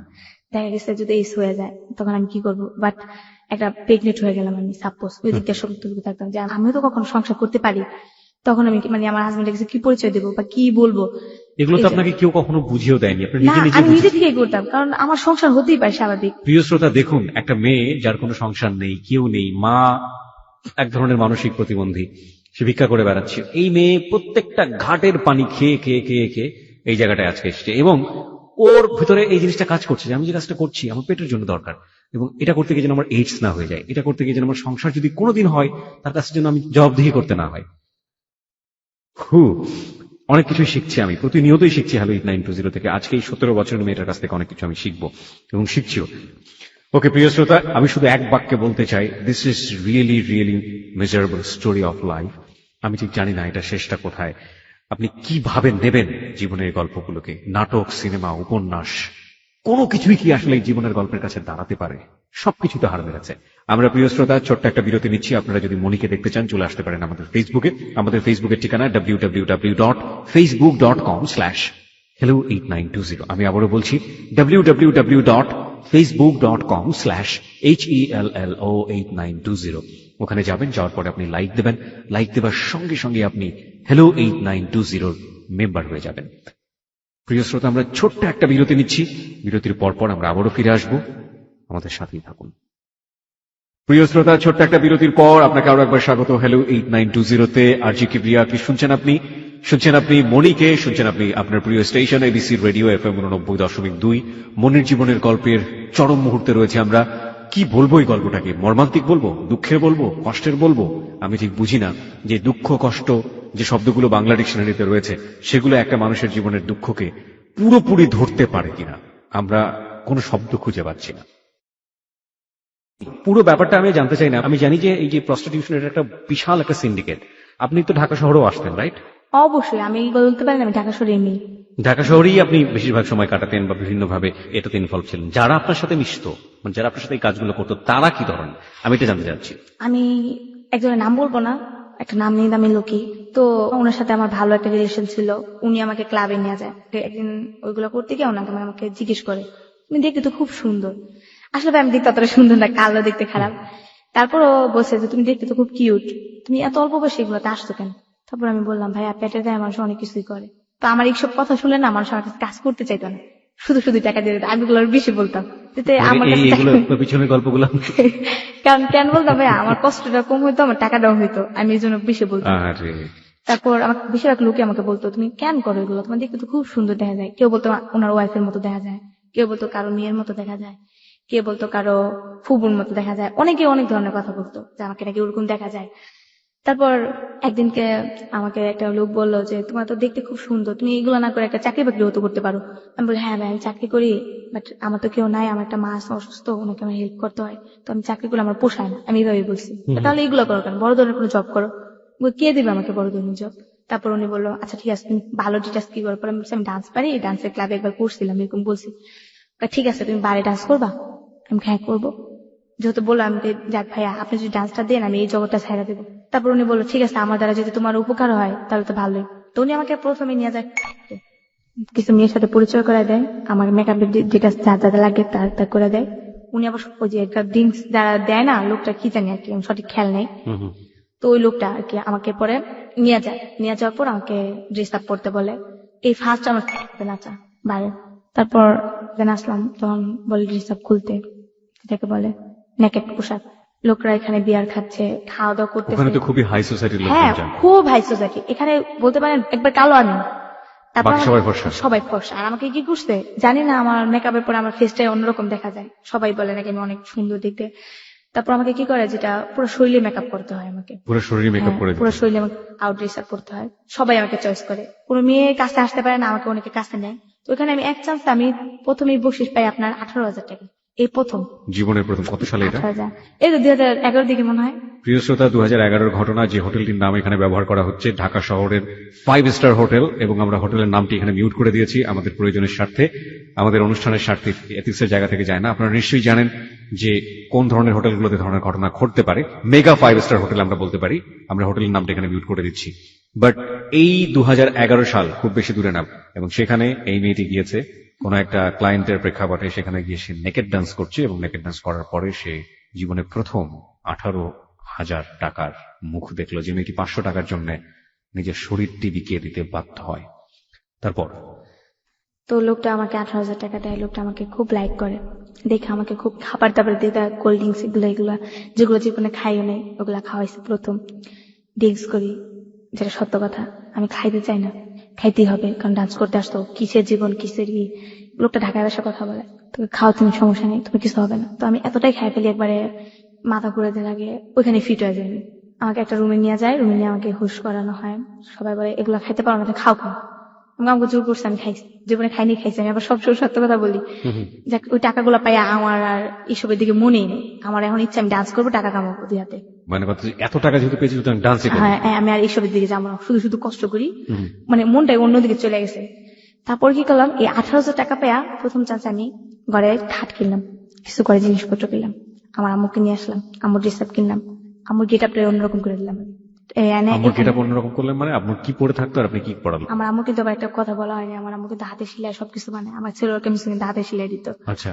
দেখা গেছে ওই যে দর্জি দোকানে কাপড় ইয়ে করতেন আগে, কিন্তু আমরা যখন বিক্রি করে খাইতাম তখন কিন্তু আমার আম্মু দর্জি দোকানে আপনার কাপড় টুকরা কাপড় ফালাই দিত না, এগুলা দিয়ে আমার আম্মু সেলাই আমাকে জামা বানাই দিত, বড় বড় টুকরা কাপড় তো দিয়ে। আপনার আম্মু এগুলোই পরে থাকতো? হ্যাঁ এগুলোই পরে থাকতো। তারপর আমি আমার আম্মুর গেটআপটা অন্যরকম করে দিলাম, আমার আম্মুকে ড্রেস আপ সবকিছু প্রায় 10,000 টাকার ভিতরে সবকিছু ম্যানেজ করলাম। তারপর এখানে আরেকটা সমস্যা হয়ে গেছে, এখানে বাড়িওয়ালাকে বলছি আমার হাজবেন্ড আছে, জি। আমার হাজবেন্ডেরও তো বলছে আমার আম্মু আছে, আর আম্মুরও তো বলে নাই যে আমার হাজবেন্ড আছে। তো এখন আমার সমস্যা, আম্মুরও তো নিয়ে আসছি, আমার হাজবেন্ড তো আসতে যাচ্ছে, কি করি? লোকটা আমাকে উপকার করছে, তখন তো আর ওনাকে ফেলে দিতে পারি না। তারপর আমি কি করলাম, এক সময় যেটা হলো, আম্মু আমার সাথে ঝগড়া করে চলে যায়। উনি কলপারে গেলে না, ভাইটা বাড়িতে, ভাই আপনি বলেন কি সহ্য করবে, ভাইটা বাড়িতে সবার জন্য সমান। উনি কলপারে গেলে 2 ঘন্টা 3 ঘন্টার ভিতরে নিচে আসে না, তখন আপনার আম্মা? হ্যাঁ, উনি আবার একটু বড় লোক, নখ টোক পরিষ্কার করে, এখনো কিন্তু ব্লু ফ্ল্যাগ করে, ভিক্ষে করছে তারপর কিন্তু ব্লু ফ্ল্যাগ করছে। মাইন্ড করতে পারে না। আমি মাইন্ড করছি না, আমি আসলে ঘটনাটাকে অন্যভাবে দেখার চেষ্টা করছি। প্রত্যেকটা মানুষেরই তার ব্যক্তিগত পছন্দ আছে। একজন ভিক্ষুক কেন ভ্রু প্লাগ করতে পারবে না? তুমি তার যদি সামর্থ্য থাকে তিনি করুক, কোনো সমস্যা নেই। কিন্তু ভাইয়া, কিন্তু মানে আপনি যেভাবে বলছেন, এই বলাটাকে আমার অদ্ভুত লাগছে যে একজন ঔপন্যাসিকের জীবনের গল্পে যদি এরকম ভাবে তিনি লেখা শুরু করতেন, তিনি কাঁদানোর চেষ্টা করতেন মানুষকে কোনো কোনো জায়গাতে, কিন্তু যার জীবনে ঘটে, সেই যে মনি কিভাবে বলছে দেখুন, হাসতে হাসতে। আমার এই জিনিসটাই হচ্ছে হ্যালো ইট 920 আজকে চরম অভিজ্ঞতা। আমি অনেক মানুষকে এখানে পেয়েছি অতিথি হিসেবে, প্রত্যেককে আমি একেবারে স্যালুট করে রেসপেক্ট করে বলছি। আপনারা যখন কষ্টের কথা বলেছেন আপনারা হাউমাউ করে গেছেন, আপনারা যখন আনন্দের কথা বলেছেন আপনারা স্মাইলি ছিলেন। কিন্তু এই একটা মানুষকে আমি পেলাম যে একদম শুরু থেকে শেষ পর্যন্ত যেগুলো আমার জীবনে ঘটেছে, এবং this is my story, smiley ফেসে। যারা শুনছেন আমি জানি তাদের বুকটা দুমড়ে মুচড়ে যাচ্ছে। ওকে, হ্যাঁ, তারপর? তারপর কি হয়, উনি তো নখ চোখ পরিষ্কার করতে থাকে, ওনার নখগুলো আবার অনেক সুন্দর ভাইয়া, যেটা বলে উনি পার্সোনালি ভাবে পরিষ্কার, উনি এমনি তো অনেক পরিষ্কার। আবার চুলগুলা দেখলেও বলবেন। আমার আম্মু বললে বলি না, তারপরও মানে খুব সোসাইটির লোকের মতনই চলে। তারপর যেটা হলো, আমি তুমি এতক্ষণ গেলে মানুষ দিয়ে দেবো না, তখন তো কি করলে না, আম্মু আমার মারতো। আমার আম্মু ছোট থেকে মানে আমার গলায় অনেক দাগ আছে, আমার আম্মু গলায় টিপা ধরতো, আবার এমনকি হাতেও দাগ আছে একটা, আম্মু খুব দিছিল আর কি, যেটা বলে শয়তানি করে, এটা অনেক কাহিনীটা। তো রাগ করে চলে যায়, এর ভিতর আবার ওকে আমি আনি, আম্মু রাগ করে চলে গেছে। সবাই জানে তো আমার আম্মু পাগল টাইপের, তো এগুলো বলার পরে আর কিছু বলে না। তো ওই লোকটা তো আমার কাছে আসে, তো ও আমাকে আবার হেল্প করে অনেকটাই। তারপর আমি চিন্তা করি যে ওকে হিন্দু ছেলের সাথে আমি এতটা ইউজ করবো, এমনি তো আমি মুসলমান। তারপর আমি চিন্তা করলাম যেতে এটা না করে একটা কাজ করতে পারি, যেটা যে আমার তখন একটা লাইন হয়ে গেছে, আমি ওর পিসটা ছাড়া দিলেই পারি। আম্মুর পিসটা ছেড়ে দিলে পারি না, শাইনের পিসটা? এই তো শাইনি পিসটা। তারপর চিন্তা করলেন যে শাইনের পিসটা আপনি ছেড়ে দিলেন। আমি তখন ওই জগতে ঢুকে গেছি। তো এইভাবে অনেকের সাথে পরিচয় হয়ে যায়, একটা যাত্রার লোকের সাথে পরিচয় হয়ে যায় ওইখানে আমাদের টঙ্গীতে। আচ্ছা, টঙ্গীতে যাত্রার কয়েকটা দল আছে এখনো, বাট করি। তো ওই যাত্রার দলের সাথে আমার ভালো একটা রিলেশন হয়ে যায়। তো ওইখানে আমাকে প্রোগ্রামে নিয়ে যায়, একটা প্রোগ্রাম করলে 1000 টাকা পাই, দিন থাকলে 2000 টাকা পাই, এরকম এরকম করতে করতে আমি খুব একটা রানিং অবস্থা, আমি খুব ভালো চলতেছি। ওই যে আমার ভাই একদিন এক জায়গায় সমস্যায় পড়ে আমার কাছে ফোন করে, তখন আমি অতি ফাস্ট ফোন চালাই। তো আমাকে ফোন করে বলতেছে, মনি আমি এমন একটা সমস্যায় পড়ছি, আমাকে কিছু টাকা হেল্প করবি। দেখতেছে যে আমি গেট আপে অন্যরকম হয়ে গেছি, আমি ভালো ড্রেস করতেছি, ভালো খাইতেছি, ভালো চলতেছি, টঙ্গিতে যাইতেছি। এর ভিতরে অনেক কাহিনী ভাইয়া বলি নাই, যেটা সময়ের অভাবে বলতে পারি নাই। আমার মামাতো ভাই বিয়ে করে, তখন আমি খারাপ জগতে ছিলাম ভাইয়া, পিছিয়ে যাচ্ছি একটু। আমার মামাতো ভাই বিয়ে করার সময় ভাইয়া, বিয়ে বাড়ির একটা অনুষ্ঠান হয় না, তখন আমি সারাদিন না খাইছিলাম ভাইয়া। মামি আমাকে বলে যে কালকে তোর মামাতো ভাইয়ের বিয়ে, তুই যাইস। তো বিয়ে করে নিয়ে আসতে, তো তারপর ওই গিয়ে ভাই যদি বিশ্বাস করতেন, খাবার রান্না করছে, আমি সবসময় হেল্প করছি। আমার কি করছে ভাইয়া, যেটা মানুষের খায় না, ওই জোড়াগুলো আমার দিছে খাওয়ার জন্য। আমি তারপর খুব কষ্ট পাইছি যে আমার নিজের লোক কেন জোড়া ভাত গেলে দিল খাইতে। আমি কিন্তু কোনোদিন ভাইয়া বিয়ে বাড়ির মানুষের না যে খাওয়া লোক বিয়ে বাড়িতে গিয়া জোড়াগুলো, এগুলো কোনোদিনই না, আমি এগুলো কোনো সময় না, আমি না খাই থাকলে না খেয়ে থাকি, কিন্তু কোনো সময় মানুষের জিনিস আনতাম না, কোনো সময় কারো জিনিস দিক দিয়ে তাকাইতাম না, কারো জিনিস খাইতাম না। তো যখন আবার জোড়া ভাত গুলো দিছে না, তখন খুব কষ্ট লাগছে, চোখের পানি ফালায় আমি ভাত খাইনি গা। তখন আমি চলে এসে পড়ছি, এসে নদীর পাড়ে কাঁদছে অনেকক্ষণ, কান্নাকাটি করে শাক তুইলা আমার এক বান্ধবী আসে শাক সিদ্ধ করে খেয়েছিস। তারপর খুব কষ্ট হয়েছে, আমার জীবনে কিরকম যে কটা ভাতের জন্য মানুষের কাছে তো কষ্ট করতে হয়। আজকে ওনারা আমার কাছে হেল্প নেয়, ওনারা আজকে আমার কাছে টাকা পয়সা নেয়। আপনার ভাই ফোন দিল, হ্যাঁ, তারপর যেটা হয়, আমার ভাই ফোন করার পর আমার কাছে 3000 টাকা লাগবে, আমাকে একটু হেল্প করবো, আমি খুব সমস্যা আছি, প্লিজ আমাকে হেল্প করো।